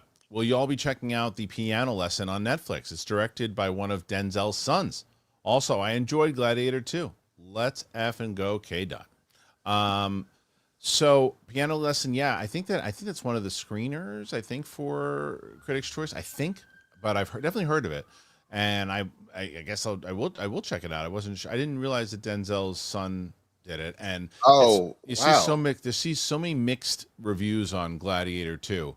I forget, Coy, what did you say about it? I liked it. I thought it wasn't like the emotional weight of the first one. I thought it was a great action sword and sandals film, though. 100%. I was really excited for the piano, piano lesson. I keep wanting calling it Piano Row, which is a college dormitory I went to. Piano lesson, I was really excited for from like when they announced it 6 months ago, and then hearing all the word of mouth and stuff. I'm so stoked. I mean, including the fact that it's Malcolm, it's his directorial and screenwriting debut, directing his brother, because John David Washington is the second lead behind Samuel L. Jackson. So this cast is crazy. Samuel L. Jackson, John David Washington, Ray Fisher, Michael Potts, Erykah Badu, Corey Hawkins. Like, good Lord. I'm gonna watch when the Washingtons call, you answer. 100%. Mike Joyce, is it weird that I enjoy lurking in the comments section? Batshit commenters amuse me. Is there a batshit comment that you've gotten that sticks out to you? I'll tell you, it wasn't necessarily to me, but it was, I saw my friend posted a picture of himself. I won't say who it is because I don't want him to get it, but he's another movie reviewer. And he posted a picture of himself as the Riddler for Halloween. And for some reason, it's really just made me laugh so hard. The comment was, "That's a shit costume." And it was so mean to the poor guy. It's a shit costume. It killed me. It made me laugh. He laughed at it too, but it made me crack up. I don't know why that sticks out to me, but like why someone has to go out of their way to tell somebody it's a shit costume. But it was the photo that he took as the Riddler. His hat was up and he had a stick and he's just shit. It did still to this day. Happened like 11 years ago. It killed me. I thought it was this year. It's so much funny that it stuck with you for a decade. It was like 11 years ago. It's the funniest. It was the first thing I thought of. Anyway, are there ones that stick out to you guys? Off the top of my head, I kind of let them flow through me because I'll hang on to stuff too much. If I don't know, I don't have one. This actually makes me feel good that I can't think of them because I get so mad. So you guys have noticed I'm barely on Twitter anymore. So like clearly it's. I know. I was wondering why you seem so happy these days. Yeah, I'm so full of joy because I'm away from the evils of Twitter. I think the funniest one that made me realize that actually I think this is what helped me get off Twitter is someone let me know that I only liked things that were cool, that I didn't actually have my own taste, and I only liked Kendrick because liking black stuff was cool, and that's why my fiance was black. That's why your fiance. They literally said that I am proposed to a black woman because it's cool to be. And I was like, I think I'm done with. Wait a minute, I'm not cool anymore. I need to go get a black fiance. Is that what you got to get on it, man? It's all the rage. I take it back. I remember when that happened. There's a few. If I dug deeper, I could find it. That is one of my top tier. That someone should have was like, yeah, Corey just wants a black woman because it's oh, cool. And okay. It made me realize like you can be that dumb, and that helped me quantify like if people can be that dumb, all these comments are useless because everyone's 100%. dumb. Like So yeah, that person helped me more than they know. Coy, did you see the follow up with like there was somebody that tweeted that at you, not just put it in a YouTube comment, and I was like, yeah, no, I don't think that's what it is, and it's like clearly Coy did this to impress Winston. That's what yeah, yeah. Winston got brought into it too. Like Winston was like part of this whole situation. Perfect. Buster Barnes, hey, and it worked, and now we're friends. Yes. Coy, is there a website anywhere which will tell me the DC Comics continuity orders from start to present, as well as what is canon and what isn't? Yes, DC Universe Infinite is an incredible app. It is like DC's digital catalog, and it will have categories of like where to read next and what is in certain elements. And actually, right now, DC Absolute is completely fresh continuity, great jumping on points, like brand new. And DC All In is in the regular continuity, but new creative teams. So it's also good jumping in. So if you want the Nightwing that's been running for years and years and years, you can pick up the first issue of DC All In, which is issue 119. It's not going to be 119 worth of knowledge. It'll have backstory, but it's basically like a new #1 with DC All In. If you want brand new Batman that's never had a Nightwing or a Robin, Batman Absolute #1 is fresh continuity. So there's really good jumping on points. New 52 did the same where it was new continuity. DC Universe Infinite will spell all that out as well, and it's really good stuff. Dude, Absolute is wild. Dude, it's so good. Jake says, Coy, I got a flat butt. Any tips? Yeah, squats, but it's like the best ongoing joke on the show right now. I'm telling you, this guy has asked every single host this question, and I love it. Okay, so squats, but you want to make sure that your feet are slightly elevated in the front, so you find like a little ramp at the gym, and then you get your squat as low as you can, and you want the descent to be as slow as the lift. So you want to drop slow and lift slow, and then you also want to find like a hamstring machine. So you do reverse leg curls and also leg extensions, but focus on the space between your glute and your lower back, and that'll extend out your hump, and you'll get those lovely lady lumps. There's going to be a supercut of all of the answers. Yeah, from the host. Nobody asked me because I'm assuming this came in before I showed up, but collard greens. Yeah. If you're not eating collard greens after you work out, dude, Greg had never heard of collard greens. Not only had he not had them, you never watched movies? You can see it in movies. That's one of the great foods is collard greens. Like, Unknown D. Hey, Corey, do you think Hulk's son will be on the Young Avengers team? We haven't heard anything about him since She-Hulk. Hopefully he's found a new barber.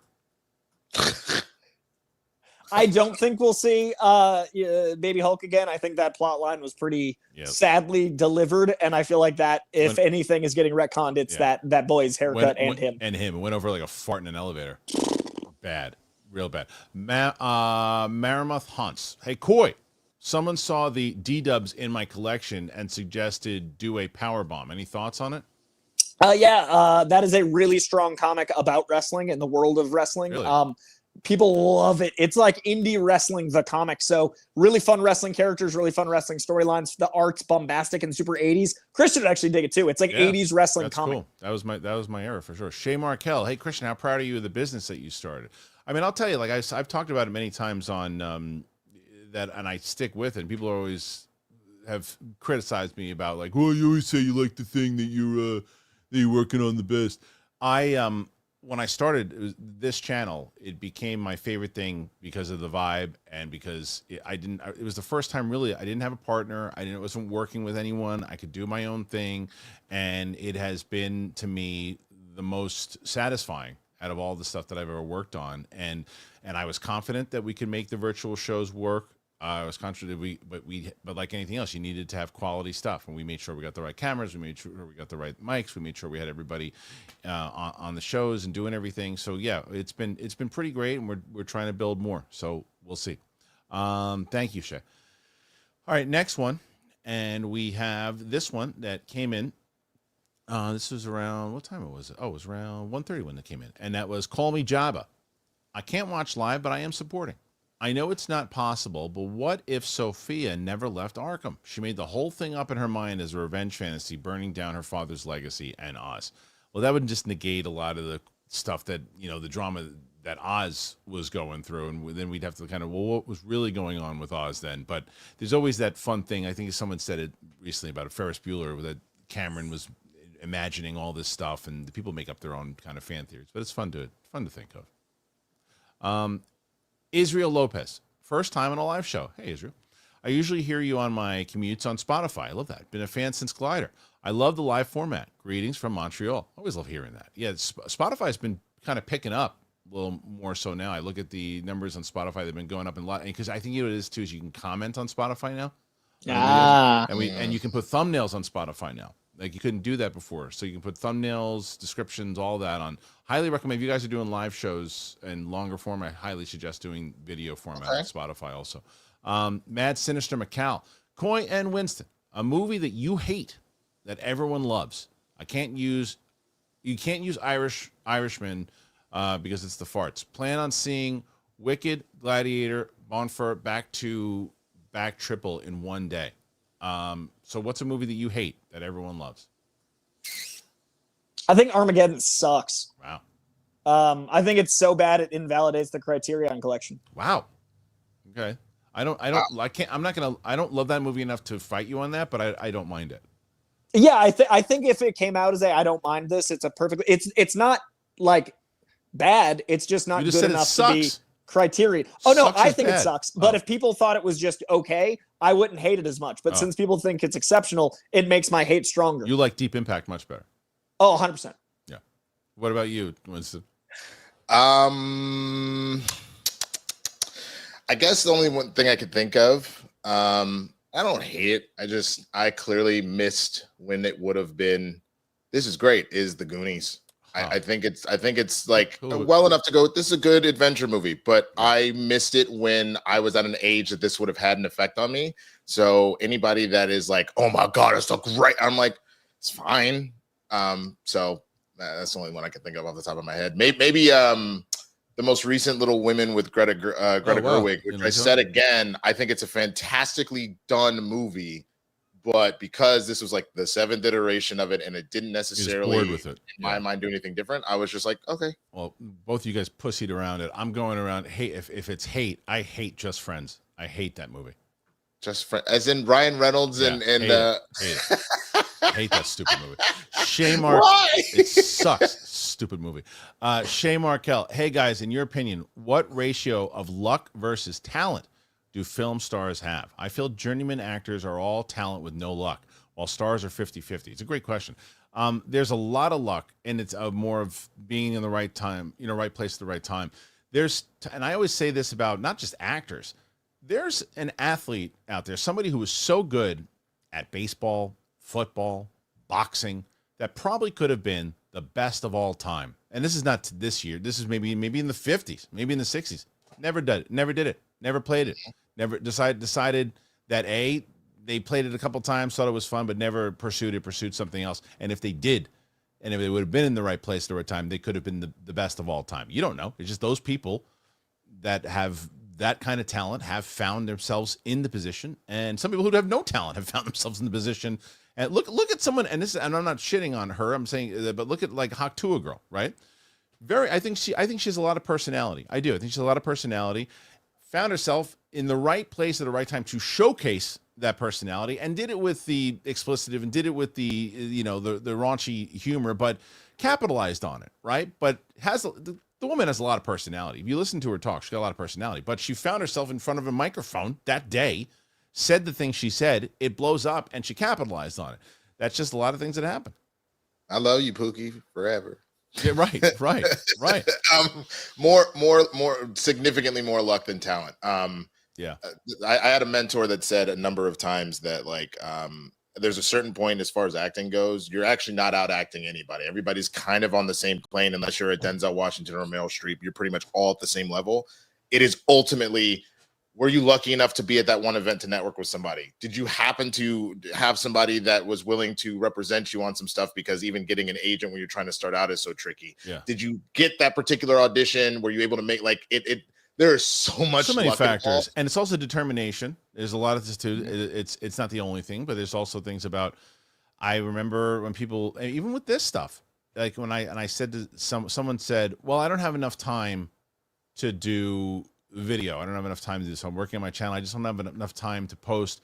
And then I said to them, "What'd you watch last night?" I said, "Oh, I watched this show from 7 o'clock to 9." I said, "Did you have to watch it?" "No, but I was tired." I said, "Well, you could have been doing a video then." You didn't do it because you didn't. It's how bad do you want it? It's like, you know, and I've done it myself too. I got home like recently tonight. I had a video that I had to do. I was like, I'm gonna do it in the morning. I'm tired. And I know that I took the hit from not doing it at that time, but I told myself I've got to take a break. You know, sometimes you got to take a break. But if you really want to get things started, you got to push yourself at certain points. 39 videos in 31 days. Right. It's not going to be fun, but it's going to be, it's work, it's money. Don't burn yourself out though. John Ashford, MCU Sony needs their villains to be villains. Do you think with the success of DC's Penguin, Marvel's Sony will do that? Well, that's a great question with Craven, right? Will they actually keep him bad? What do you guys think? I think Kraven's going to be hunting poachers that kill the animals that he has respect for that they don't. So he'll be bad to humans, but that'll still allow him to be approachable to the audience. I think he will have killed animals, but I think he respects the game. So I think that's a way to keep him like, you know, good for audiences, but still killing people. And that'll be interesting. And I think that's how if you bring Spider-Man into it eventually, it's Spider-Man just like, well, you can't just be killing people, bro. And then Craven's like, well, then if you don't have respect, Spider-Man, then get out of my way. Get out of my way. The Cosmic Wonder. Thanks, man. What's up, guys? Oh, I got the video plan right now. Good. Thanks for the news. You're welcome. Did you hear anything about Iron Lad being part of it, maybe? No, I didn't really hear anything about any particular people that were involved in it. Like, from what I heard is that it's not going to be a movie. It is going to be a TV show, and that they're going to start production in 2025. That was the extent of it, of what I heard. But yeah, I'm curious about if I do hear any more about who's going to be in it and those types of things. I'll keep you updated. Roman Fedorak, what's up, Roman? Hey, all, happy Friday and best wishes to you all. While disappointed that Lucasfilm has no plan, I'm glad we're not getting overloaded with 2026 films. I'm glad we're not getting overloaded with 2026 films when they have no plan. I still thought back in the day when it looked like they knew when they were putting a ruse that they looked like they knew what they were doing. I said 2 films could be great, and somebody's like, "Oh no, you're oversaturated." It was like, well, when Marvel was doing it really, really well, they were doing 2 to 3 a year, and then once they started to not do it well, people were like, "Oh, hold back a little bit." When it's going well, you can put out as many as possible. People will want to see them. But that's the trick. Can you sustain? And right now they can't sustain because they can't even get a script ready for 2026. So I think it's smart that they didn't push it. But I eventually I'd like to see 2 movies if they can actually make it work. Shay Markel, if The Rock wants to repair his box office, he should maybe take smaller supporting roles, develop some acting range, do what Twilight Boy did, and come back. He's doing an A24 movie. That's what I was going to say. He's doing Smashing Machine. If that movie hits, he really can showcase his acting with that one. But I think he's got to get away from doing I'm the Rock in this. I didn't mind Red One.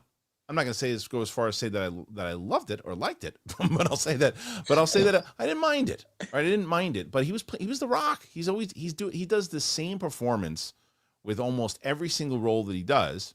Well, entertaining, but switch it up and I think doing supporting roles would be great, but I just don't think his ego will let him do that. And I love The Rock. What do you guys think? I want to see The Rock. Like A24, that movie I'm more excited for than anything he's announced in a while. I think Moana is going to be a great paycheck, and I think Red One he thought would be. And I think A24 was the course correction like Marvel's doing, because he probably signed on to Red One 4 years ago. And then that was when, we were coming out of the pandemic, and right before the pandemic, it had been these giant movies. Like, we're seeing this huge shift, and it's going to take a little time for the reality to catch up. Yep. It just depends on what he wants. You know, he's already got more than enough money that he could ever ask for. You've already built a name however you ask for. If he genuinely wants to go on that journey to become that actor that people are starting to respect, Batista for sure, and Cena's starting to get into that air as well, then he would just need to take a little bit of, like you said, I think a little bit of an ego check to just step back and take a role that's a little juicier like that.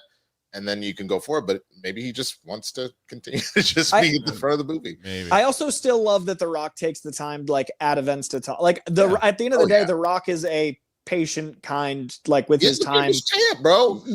I just want to I feel like there's so much The Rock, and I'm like, I mean, well, people, the average person of his size doesn't physically or there's celebrity. no one that stays in the spotlight for as long as he does that they don't turn on you. Name a celebrity that they have not, that nobody's ever turned on. They turn on them, then they come back. They turn on them. Who is a celebrity that they've never turned on?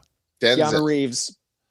Denzel, maybe. Denzel's a good one. Keanu Reeves. No, Keanu Reeves had a moment in the 90s when they were like, oh, he's a terrible actor. This guy's the worst. Why is this guy out here doing this? Guy couldn't act himself out of. I remember clear as day when he was doing stuff. About his career, not his person. But yeah, right. I'm talking about Meryl Streep. Meryl Streep had a run. I remember in the 80s really? But something along the lines. It was like, what did she do? I can't remember. It was more about overexposure for Meryl Streep. She's in everything. Why do they keep putting her in everything? Let someone else do it. So Meryl Streep had that. There's always something that people will turn on, for sure. De Niro, same thing. Had the same thing, and especially now, politically wise, people will turn on De Niro. Pacino, oh, he's overrated. He's done this. People always turn on you. It happens. So Rock can bounce back. Shay Markel, Sony needs to cut all the Rogues Gallery nonsense and run that Miles movie. Fact. Or an Andrew movie. Or a Toby movie. I'm going to riot if that film got delayed multiple years only to be mid. Yeah. Yeah. I think we're getting Miles. I just don't know if it's going to have to be after Beyond the Spider-Verse. I'm wondering if that, goes to live action like by the end. But it does, it's time for Miles. I think Sony's Spider-Man problem or Spider-Verse problem is the same problem Lucasfilm has. The people in charge just don't know what they're doing. They just know what they're doing. They know the name, and that to them is enough. How do we treat it like business? How do we? That's all it is. It's like you can look at things business wise, but it can't be the only thing. Unknown. Thanks to Coy, I stopped watching the show earlier to listen to the new K-Dot album, and it's great. Now it's time to catch up on the show. Thank you. It dropped at 9 a.m. Pacific. I was listening to it by 9:02, and I got down to the last 3 minutes, and I had to set up the show while listening because I was like, I'm gonna have to be late. So I completely understand and respect that. Welcome back. Hope you see this later. You don't have to be late. I was on time. I know, but I was setting up while listening. I had to multitask because I was like, I gotta finish this. I didn't do it on purpose. Yeah. That's the difference. I didn't do that shit on purpose. I was here. I was on time. I just was multitasking. Seattle KO. Did any of you guys ever get into underground hip hop artists like Living Legends, Atmosphere, Cunnilinguist, Hieroglyphics, and Jedi Mind Tricks? What about who was the one? MF Doom. Oh yeah, there was one. Oh my god, I can't think of. Oh my god, I have a really good one that I had in my head. Not the Fuchnikins, but you have a song? No, yeah, it was. Oh my god. I'll have to bring it up if I remember it. But I love Jedi Mind Tricks. I love Hieroglyphics. I just saw Atmosphere live like 6 weeks ago. Big fan. I go to as many. There's decent amount of underground hip hop shows in downtown LA, and Janelle Monáe and Jadena have gatherings of up and coming West Coast rappers decently often. Once a year, I try to go to a show and discover new artists, and then anytime there's a show that has opening acts, I try to follow that stuff to their other shows to find new rap. So I'm always looking. All right. Yeah, MF Doom, A$AP Rock, a lot of good folks. All right. So next one here is Bo26. Who's an actor you initially were down on, but over time grew on you? For me, it's Taylor Kitsch. Cowboys are a dumpster fire. Go Birds. Oh man. You know what I'll tell you? What's his name? Joel Courtney Jai Courtney. Great pull. Jai Courtney. I'll tell you why Jai Courtney. I was so tough on Jai Courtney. I was so tough and thought that they were trying to make him the movie star, and he was in Die Hard and all these things. He was terrible. And I was very vocal about it. And then I interviewed him in person twice. Luckily, he didn't strangle me after the things I said before. But I'll tell you, not only was he a super cool guy in the interview, when they started putting him in supporting roles and other things, I was like, oh, now I get it. Now I understand why he's getting his opportunities, because he's pretty damn good. And I thought he was great. Even the movie's crap. Suicide Squad stinks. He was pretty good in it.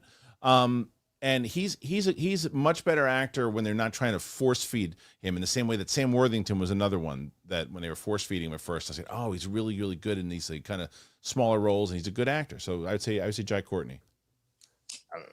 Mine is probably the most famous on Collider Live. Kristian full on beat it into me that Robert Pattinson is not just Twilight, and then I actually listened to him, and I could not have admitted quicker how wrong I was. He is incredibly talented. I'll even give Kristen Stewart too. I think it was just the material that they were doing and at the age they were doing it, and now here we are, and they're both very, very good actors. I was literally going to say Kristen Stewart because she's one of my favorites now. Yeah. Like I will see any independent film she does because she's sensational, but I did not see that in the beginning. I liked her in what's it called, Panic Room, and then Twilight undid that, and then she got me back within the what was the hippie movie she did with Emil Hirsch? Not sure. But yeah, she was hit or miss, and now she's hit. Very good actress. I will tell you though, do not let her give a speech. Like, dude, I was at Sundance. I told this story before. I was at Sundance, and she gave a speech, and it was fucking. What can I say about? Fuck, this is like you guys being here and like, fucking. She's so great to the fucking shit she did for us, and the way that fuck. And I'm like, I remember looking at my friend and going like this. He couldn't believe it, but it was like, and look, she was excited, and the thing, and the movie, I can't remember what the movie was, but I remember her. She was so good. She's a very good actress, but that wasn't the best speech. And I love that she picks roles like Seberg and stuff that wouldn't get made without her name on it. So I think that also deserves credit of like actors that use their name to get movies greenlit and then kill it. Yeah. Was that kind of what they were trying to pull off in Smile 2, you think? Was that like a famous speech that happened, or was just an event you went to? No, this was at maybe 100 people there. It was me and Tiffany Smith were there for Sundance for this like after party, and they brought like there was tons of people there. Like I didn't know how the hell we got into it, but like we were there and we were hosting a whole thing for the week, and so like all these people were there. But I was like, oh cool. I was looking because I remember I can't remember what the movie was, but I remember going. Except what you guys are saying. Great actress, really good. And I was expecting like this really powerful speech. It was not. Andrew Carnes, Pattinson being over the DCU Batman puts DCU behind the 8 ball. Yeah, I mean, I think there's more news to come out of that whole situation. We'll see. I don't think the DCU's Batman is out yet, so it's a weird thing to It's hard judge. to say. It's hard to say. Armada. Andrew Dice Clay as Jeff Snyder or Jeff Snyder as Andrew Dice Clay in a movie. I could either. Dice. Let me tell you about a story that just broke. And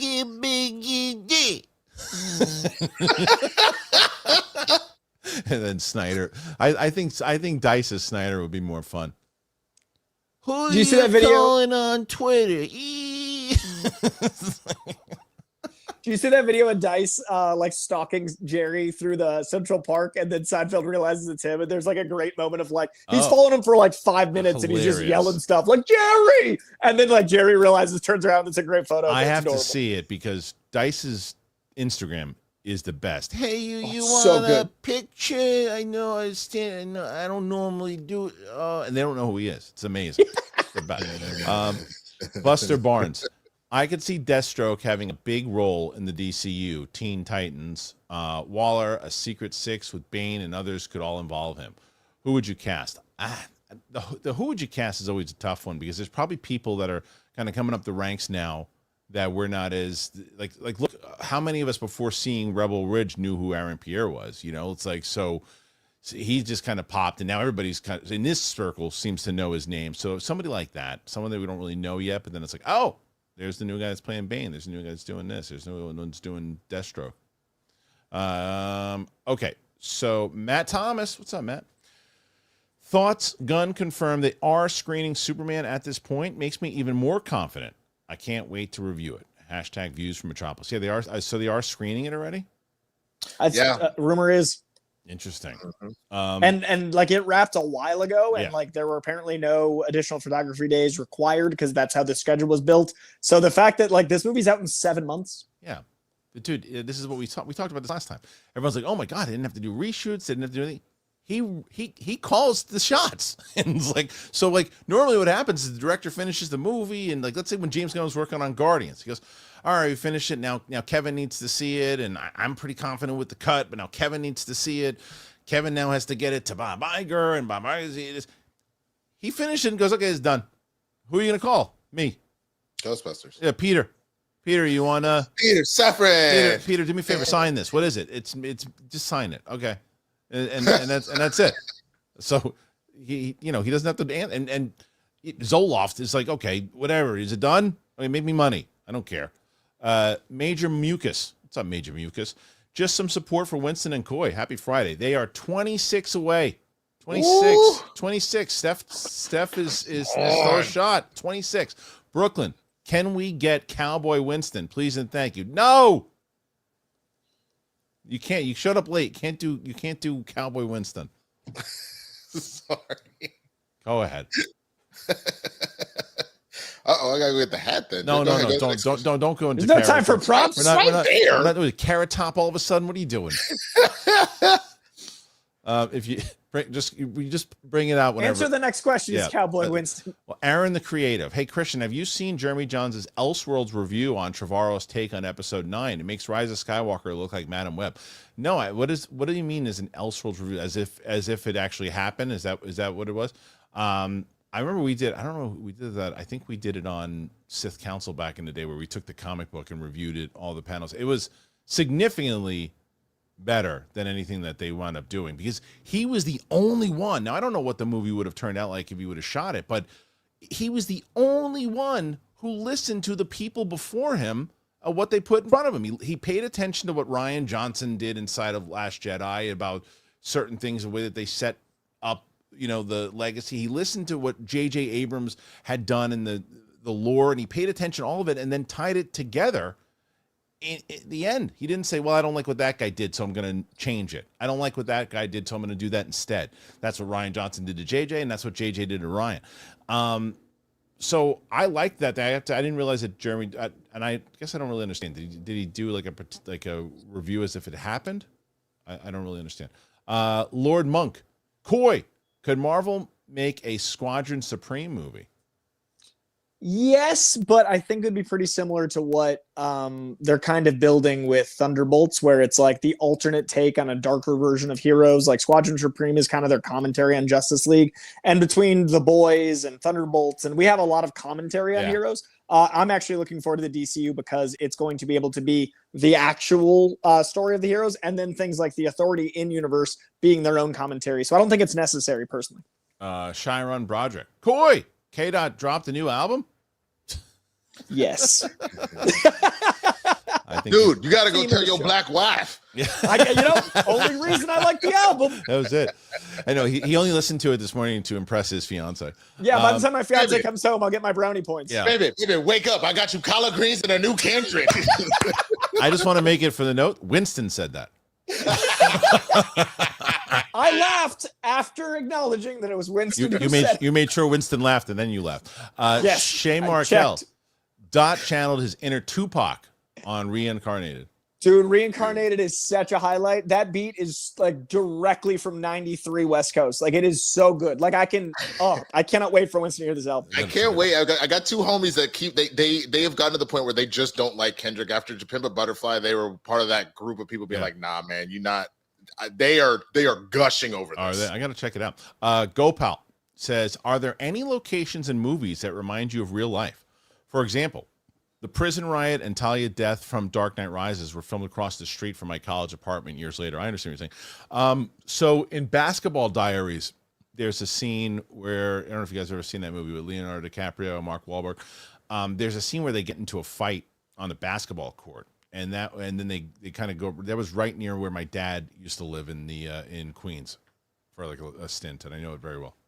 Christian Bale runs by my house in The Fighter, and whenever I'm homesick, great. I watch The Fighter because I can see my house. Oh, that's hilarious. I went to Occidental College, and it is very well known for shooting a lot of stuff, some Star Trek stuff. The one that sticks out the most for me, though, is the DMV and Don't Be a Menace to South Central, I'll Drink You Juice in the Hood is actually my gym. Oh, wow. So it's really funny whenever that scene comes up. I'm like, oh, shit, okay. That's great. Current K6. Winston, tell these good people about the amazing Christmas SEN episode when you guys did the 12 Days of Christmas. Yeah, we couldn't remember what people were talking about when they brought that up yesterday. That was an absolutely insane episode of the show where we ended up just putting whatever sort of remixes and or impressions on all of the 12 Days of Christmas. That was the day that we broke that record that I think wasn't touched until the All Ladies show. Yeah. That was an awesome day. That's great. Brooklyn. Hey, Coy, your life depends on it. You have to make out with either Snyder or Roca. Who do you pick? You know, I respect the passion in both of these men, and I feel like they'd both be passionate kissers. Answer the question. Stop. I'm trying to decide if the life depends on it. I got to make this an informed decision. Whereas I think Roca would be more of a gentle lover after all the passion was worn out on Twitter. I think Snyder, being from Boston, would make him someone that wants to learn and grow with his partner. So, but is it Dice as Snyder? All right, so Wicked Dice as Snyder is the answer. Yeah. Dice as Snyder to be my makeout partner. Wicked Art. Who's your Spider-Man artist? Mine is Humberto Ramos. Either Mark Bagley or John Romita Jr. I don't have an answer to that. He was clearly asking you. Brooklyn, Coy, your life depends on it. Who do you have to make out with, Winston or Christian? Who do you? Well, I think we've made it pretty clear that I'm only allowed to like black culture. It would be Winston. That's the only thing. Yeah. It's the only way to lose it all. Buster Barnes. Otherwise, you lose it all. Buster Barnes. Thoughts on Gunn saying that Peacemaker season 1 is canon, bar the Justice League scene. I'm guessing in season 2 they'll reshow the scene but swap the DCEU heroes with the Guy Gardner stuff. Yeah, I found his comments very confusing. It was basically him going, yeah, I really want to keep doing Peacemaker, and I want it to be part of the DCU, and I didn't realize that at the time we made it, so I'm just going to try to make it as less confusing as I can, but it'll still be a little confusing, but enjoy. Yeah, I feel like we won't know until we see it, like how it's done. So, like, I'm reserving judgment until I know what narrative is done. Yeah, I talked about it a little bit on the blurred breakdown. I think ultimately the rumor that we were talking about that one of his helmets probably allows for universe hopping, probably something along there, and we'll see what happens. Aaron the Creative, which film is a bigger hit to Marvel if it bombs? Brave New World or Fantastic Four? Also, is She-Hulk coming back or is she in the new Inhumans? I think that She-Hulk, the character, will come back. The series, no chance. Which film is a bigger hit to Marvel? If it bombs. Fantastic Four, no doubt. Yeah, that's like so devastating. That's such a foundation of everything going forward. Because it's also the lead into the Avengers. This is the Brave New World has the Thunderbolts to cushion the blow if it bombs, and Fantastic Four to cushion the blow if it bombs. But if Fantastic Four bombs, so they're going to be in big trouble. Yeah, I would have to agree. Yeah. Shay Markel, my cousin texted me at 2 a.m. about Absolute Batman. Is that good, huh? It is wild. I mean, like just even taking such original mentalities to for the Absolute series of how each of the three in the Trinity, the DC Trinity, what their origin is. It is a fresh, interesting just way to go about it, and even who Bruce is in this world versus what we normally know. I am really having a good time with it. They're teasing you guys right now. 62. 17 away. Guys. I know. Come on. We can do this, y'all. Come on. Mike Joyce. The Cowboys need a quarterback. Daniel Jones is available. Stop this. Ew. I don't want to. You heard you guys are parting ways with him, right? Yeah. Yeah, no, I don't want that. Get out of here. Yeah. Matt Thomas. Gunn scared me with the news that Peacemaker season 1 will be canon outside of Justice League. I agree with you, Matt. Most fans want a clean break, and it's the only thing he said that scares me. I agree with you. It's because he clearly wants to keep doing it, and he wants to make it canon, so he's just going to kind of break the rules a little bit. And I'm sure Zaslav as well was like, I mean, that show did do well, so go for it. If you think Zaslav has any clue what's canon and what's not, he has no idea. I don't know. I understand that, but I'm sure that was an easy sell. If someone goes, wait a minute, wasn't that part of the old whatever? He goes, no. Remember how good the show was? Oh yeah, it was. Okay, go ahead. Haskell, the table is being set. Dallas can sign Jones. Then on Thanksgiving, we get Daniel Jones and the Dallas Cowboys versus Tommy Cutlets and the New York Giants. That would be hilarious. No. That would be so funny. It'd be so funny. Unknown D. Hey, Winston, what do you think of Damson Idris in Marvel or DC? I think he'd be a great recast for T'Challa or Kang. I that would be where I would push him at this point. Especially knowing not that he couldn't do well in DC. I'm sure there's other characters we can give him. I think the biggest void right now is we still don't have T'Challa. And even if you need to bring Kang back, we don't have Kang either. I think that is a great idea, honestly. Aaron the Creative, whose agent is worse? Chris Evans or Adam Driver? Chris Evans. Adam Driver's in a lot of like great independent stuff and a lot of potential Oscar buzz stuff every year. Whether Ferrari was good or not, it was getting buzz and he was in consideration. Chris Evans is consistently doing stuff. Like, didn't the same agent get him Captain America? So I feel like that agent can't be that bad, bro. But I mean, since is the question. Stuart Blackie, hello, big fan since Collider Live. Thank you. I did a double feature with Twisters and Deadpool and Wolverine. I gotta say, I like Twisters. I gotta say, I like Twisters more. What about you? I think Twisters was a bigger surprise. I think Twisters has more heart than Deadpool and Wolverine. I think Deadpool and Wolverine's a full-on comedy, to be honest. There's some heart. There's some heart in Deadpool and Wolverine, but I think that Twisters had a lot of heart. I don't know. Such different movies. Different movies. I can't separate my love of the characters at all, or my love of Ryan and Hugh, but I can say that Twisters reminded me of movies from before I was talking about movies, and I got to actually enjoy it. Like Twisters Twisters felt like eating a meal at a family member's home from my childhood, and it felt so nice. Yeah. Aaron the Creative, which studio gets a reset first, Sony or Lucasfilm? Well, Lucasfilm's not a studio. So it's more of a production company. So it'd be tough. Like if you're asking the Star Wars universe or the Spider-Verse, you probably have a better shot of the Sony Spider-Verse getting the reboot before. I don't know what it is over at Lucasfilm and what they have over Bob Iger, but they basically can make as many shitty decisions as they want. They can do whatever they want.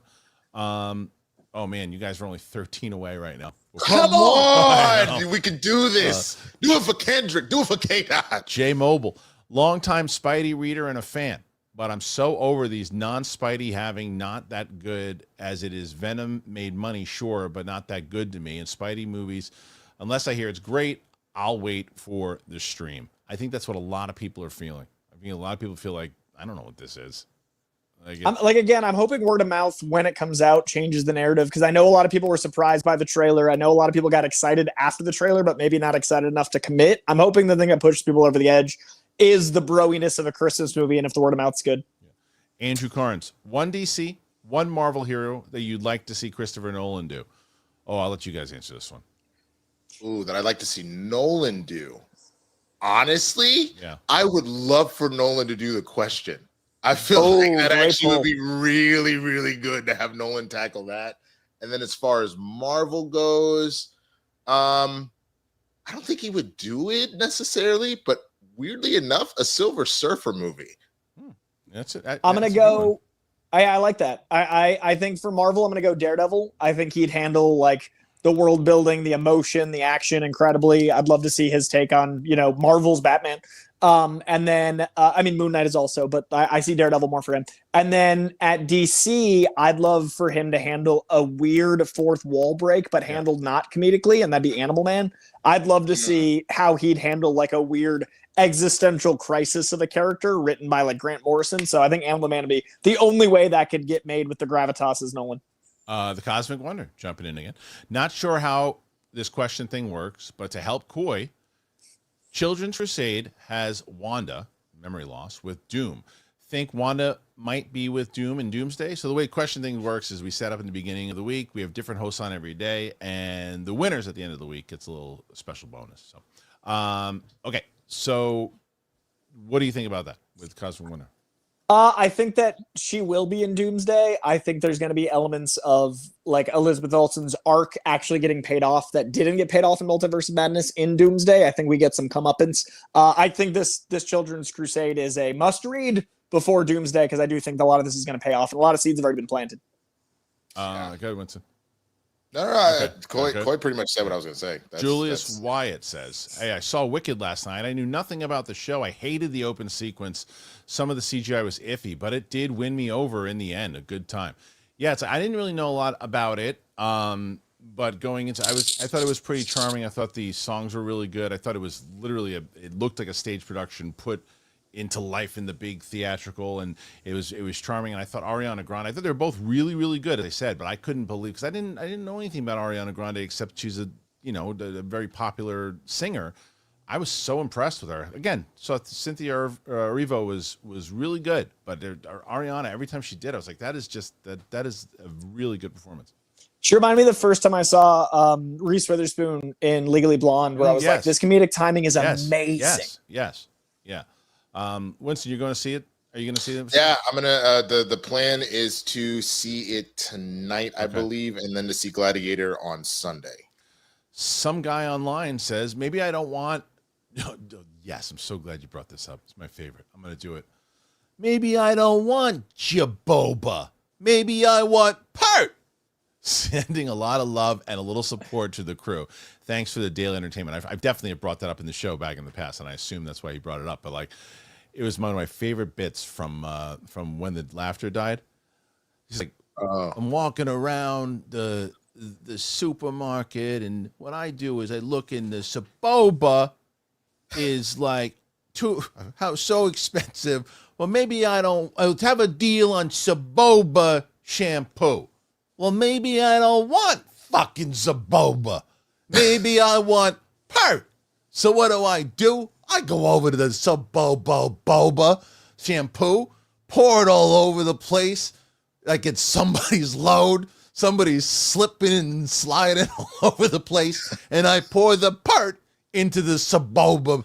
It's so stupid. I love it so much, and it's so good. Saboba. Oh, thank you for letting me relive that. I love it. How close are we? You're 9 away. Oh, come on, y'all. Come on. If you put in $1 each, 9 of you. I know. You're good. Go Pie, Sam Garin, also recommended Speak from Kristen Stewart, pre-Twilight, and very good. It's a good one. She's got so many, like a personal shopper, Seaberg, like she's so good.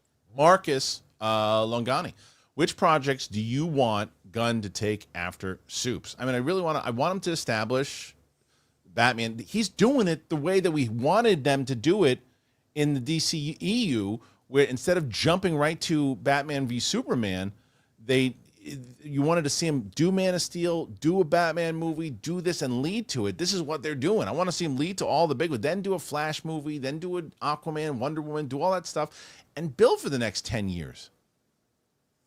I wonder like what he's going to direct next, because Superman being wrapped and him going into post-production, and him, I think they wrapped Peacemaker. I mean, they've been filming it for a little bit, so that's got to be coming up on done. So I wonder if we'll get an announcement with Superman is my point. Like, I'd love to find out what he's doing next. I kind of talked about that on Blurred Breakdown because he did talk about it in an interview, and he's like, I got 4 different things that I could potentially do, but his main focus, and again, why I have so much faith in him, is he's like, I'm making sure Superman's good to go. There's already lanterns in the pipeline. There's already Supergirl in the pipeline. I need to make sure that these are popping off. Even when he included, I'm also fine with Brave and the Bold needing to pump the brakes for a minute, because I'm not going until I feel that script and that story is on lock. So like I'm again, I have all the faith in the world for him, because at least he is saying all the right things, that he is really trying to make sure this works properly. Spidey Sensei 72. Kristian, can you rap a Fushnicken song as Arnold? Oh man, I don't want to grow up because I'm a true Fushnicken. We got a million styles that we compile, that we can play with. I'm a true what? I'm a true Fushnicken. I am true what? I'm a true Fushnicken. I'm true what? I'm a true Fushnicken. No, so nit, Buddha, see what I do? Lyrical styles. Now what should we kick? Perfect. That was, wow. Thank you. Kristian just tried to do that because, being black is cool. That's all. That's all the reason. Come on. I got right during that, I proposed to a black woman. Matt Thomas, I read the script for episode 9. Much prefer what we got. I disagree. Yeah, I thoroughly disagree. What we got was just cotton candy, and I really enjoyed. I mean, the absolutely ridiculous, predictable nonsense of turning Kylo Ren good was the stupidest thing that anybody could have done. I love you, Matt, but if I disagreed with anybody more than you today, I don't know who it is. Shay Markel, why is it, do you think, that more stars don't band together to get passion projects greenlit? They could take a Blumhouse-style budget approach. That's what Ben and Matt are doing. Yeah, it's not as easy. It's not as easy. I mean, yeah, it's not easy, but I think that some, like, what's his name? John Mayer just bought the Muppets studio away from the Scientology Center. And like, Henson did. Yeah, dude, oh, Mayor wow. got it. Interesting. I didn't know that. So like that, and that was him banding together with a few other people to like, because like that location I think got valued at like 17 million. He paid 60 to make sure that they got to keep it away from them. So like that does happen. It's just you don't hear about it as much. I think a lot of people try to keep it to themselves. A bunch of directors banded together to save the theaters in Westwood. That's right. Like, Yeah, it does happen. It happens. It's just it's true. PLD, what's up? Hey guys, just to support the guys and to launder Christian's money. That's right. This is all going back to his pocket anyway. Have you heard any more about what Ed Harris is playing in Wonder Man? Of course he cares. Nobody knows. I have not heard, but I'm very excited for it for you. C Black. I think Wanda and Doom might be together in Doomsday. Thoughts? That's what we kind of spoke on with Children's Crusade. I don't know how together, but I do think there will be an important connection between them. Okay. And then Alex, hey Winston, I implore you to check out the lead single Disease to Gaga's new album that is coming out in February. Also, her collab Die With a Smile just made history as the song's fastest to reach 1 billion streams on Spotify. Wow. Yes, there you go. I didn't even know that was a song. I guess she's making music still. Yes, she's making music still. Yeah, Shay Markel. I read that She-Hulk was recast. Is that true? I didn't hear that. I can type words too and press send. I don't know, man.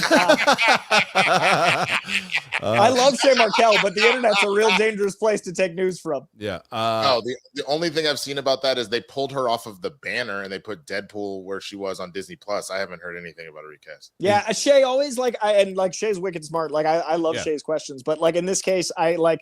The credibility is getting less and less on the internet because now people want the clicks that they'll run stuff. That's even like, just be careful where you read news. Ezekiel Barrera, I saw your Penguin finale reaction was cut on the React TV channel. Love that channel. Is getting more exposure. Love the reactions. I guess so. Cut out on the React TV channel. You're saying I guess they put my reaction on the channel. Oh, that's great. I didn't know that. Can you send me the link to that, Ezekiel? That's great to know. Thank you, man.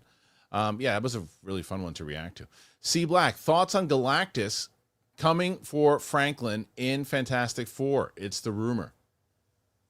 Well, Franklin is so powerful, he can create universes, so it makes sense that someone like Galactus that needs that kind of energy to consume things would want that. So if you already have Marvel's first family have a family, it makes sense. It's a logical narrative. I like the concept if they use it. Shay Markel, speaking of Damson Idris, are you guys interested in his film with Brad Pitt? I'm just getting into racing sports, and I'm excited for it. I am excited for that. What's Formula One, right? Is that what it's called? Yeah, it's like Days of Thunder meets Top Gun, and using the other guy from the Interview with the Vampire. Like it's all the things from the 90s. Winston, you excited? F1, right? Yeah.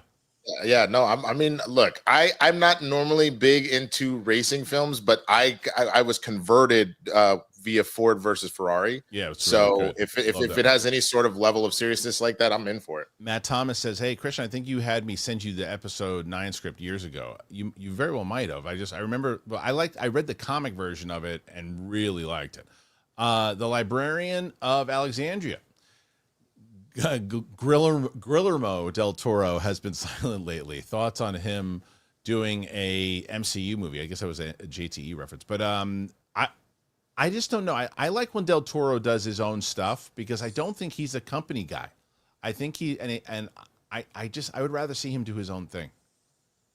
Yeah, I loved Hellboy because they let him play, but I don't know if that would even happen today with how much IP. So I just want to see anything Guillermo, whether it's IP or his own thing.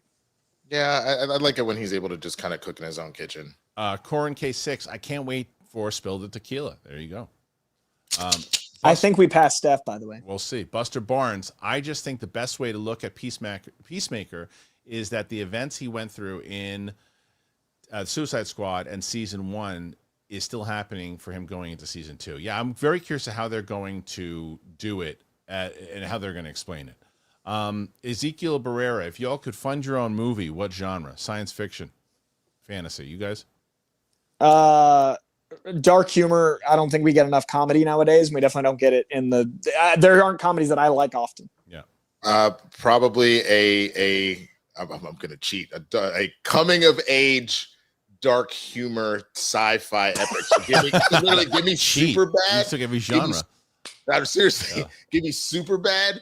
Blended with Bill and Ted, and then and let's just run with it.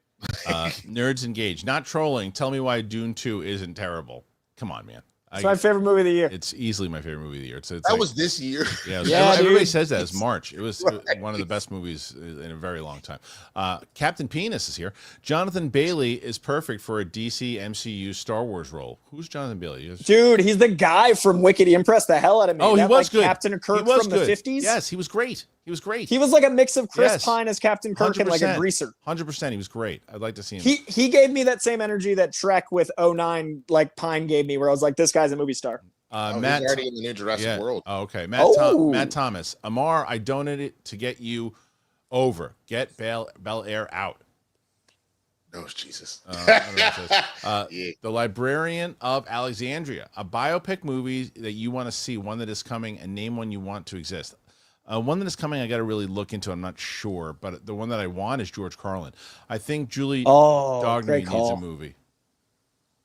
I don't know. What is there one that's coming out you guys want to see? I'm excited for James Mangold's what's his name? Bob Dylan movie that's this year. Oh yeah. There you go. That's one of the Complete Unknown. I want a Heath Ledger movie. I miss Heath like every day. Okay. I really want a Richard Pryor one. Oh, that's a good one. They were supposed to be. Hijack. Who would you have make a Luke Cage feature, lead and director? I mean, Mike Coulter was so good, but it sounds like he's not. He might come. He'd probably come back. Think about that real quick. Give me an answer at when we sign off because we're almost done. Wicked Art. Winston, did you see the steampunk version of your character in the Capes comic, the new episode? No, we got to. PLD, you got to send Winston the new issue. I still cannot wait for you guys read along with it. Love you guys. Can't wait until you're done to finish the whole series. That's gonna be like a 2.5 hour episode when we do all the music and everything. I can't wait. Go Pie. What's the best part of Thanksgiving dinner? Mashed potatoes with the butter coming up with some gravy. For me, it's stuffing. Yeah, just cheap stuffing. That's what I said. For me, it was hilarious. You guys both said that because he said for me, it's the stuffing or the mac and cheese, like baked. That's great. Yeah, I like the mashed potatoes with the gravy and the butter pouring out of it. Librarian of Alexandria. Say you're an optimist without saying it. I still hope for a Tintin sequel. I would love to see a Tintin sequel. I love that. Okay, so the Cosmic Wonder. Supporting guys. Thank you, Cosmic Wonder. Favorite comic that isn't on screen yet. Well, it's on screen once, so it's a cheat, but I'd like to see Spawn again. Static Shock. Mr. Miracle. T. Weiler. Absolute Batman or the Ultimate Spider-Man. What do you got? Ultimate Spider-Man. Sorry.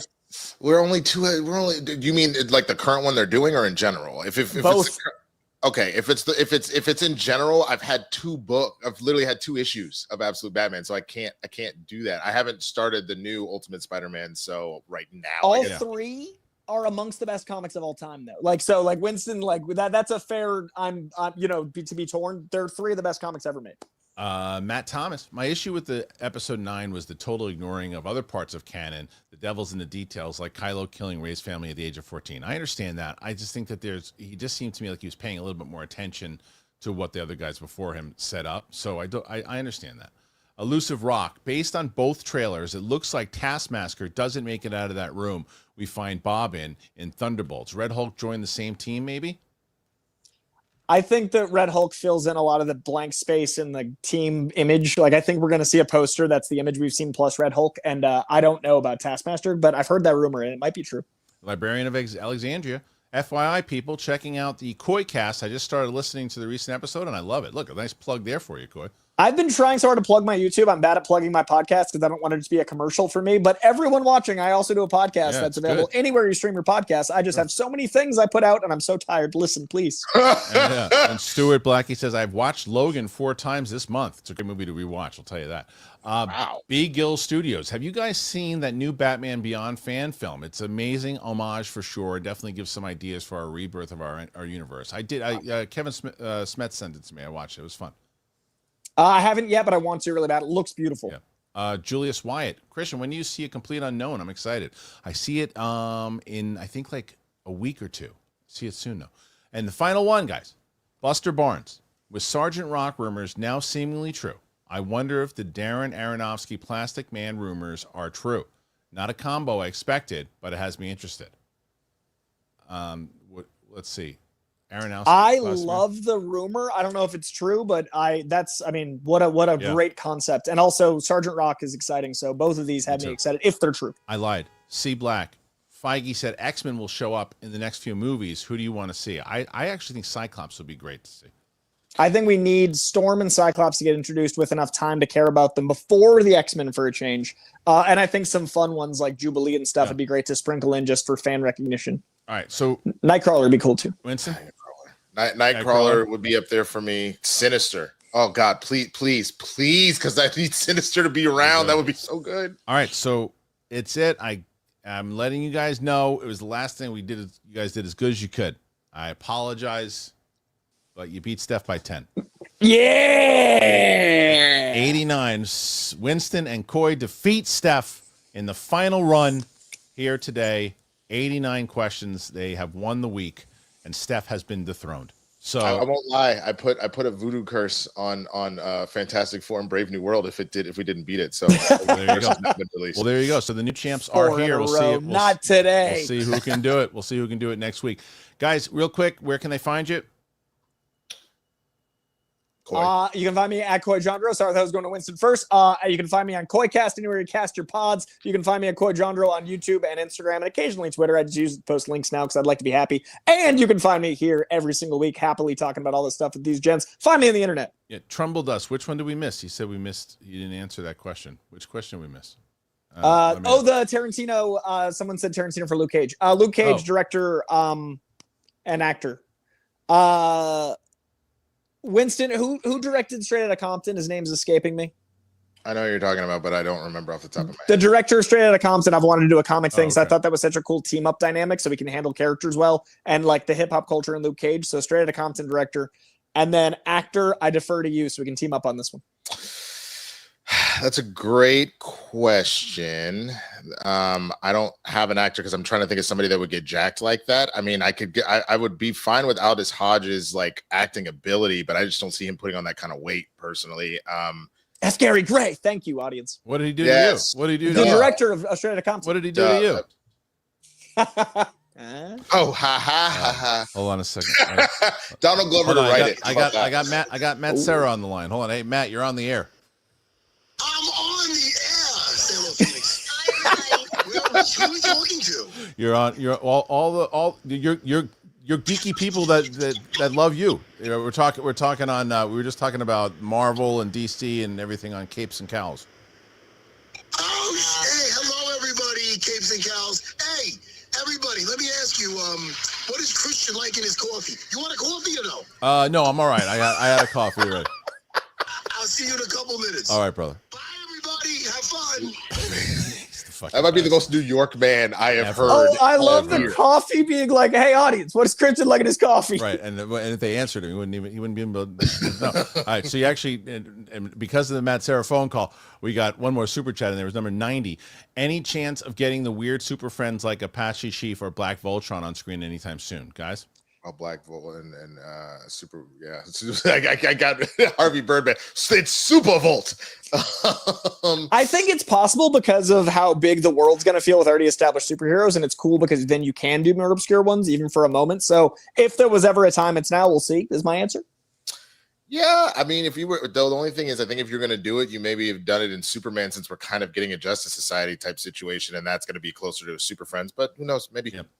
Thank you guys. No, we got to ask Haskell. We got to go because as you see, we're shooting a couple episodes with them.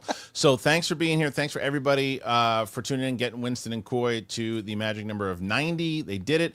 And thank you to you guys. Make sure you go Apple Podcasts, Spotify, any podcast. If you want to help out the show and you want to get yourself something good for Christmas, check out one of our sponsors. You can become a member if you want to do that. Anything. We're here every single, get off my screen. We have every single day, Monday through Friday, we're here. So make sure you check it out. We have our Incredible Hulk reaction up. So thank you guys. You guys are the best. And we'll see you on the flip side. Goodbye.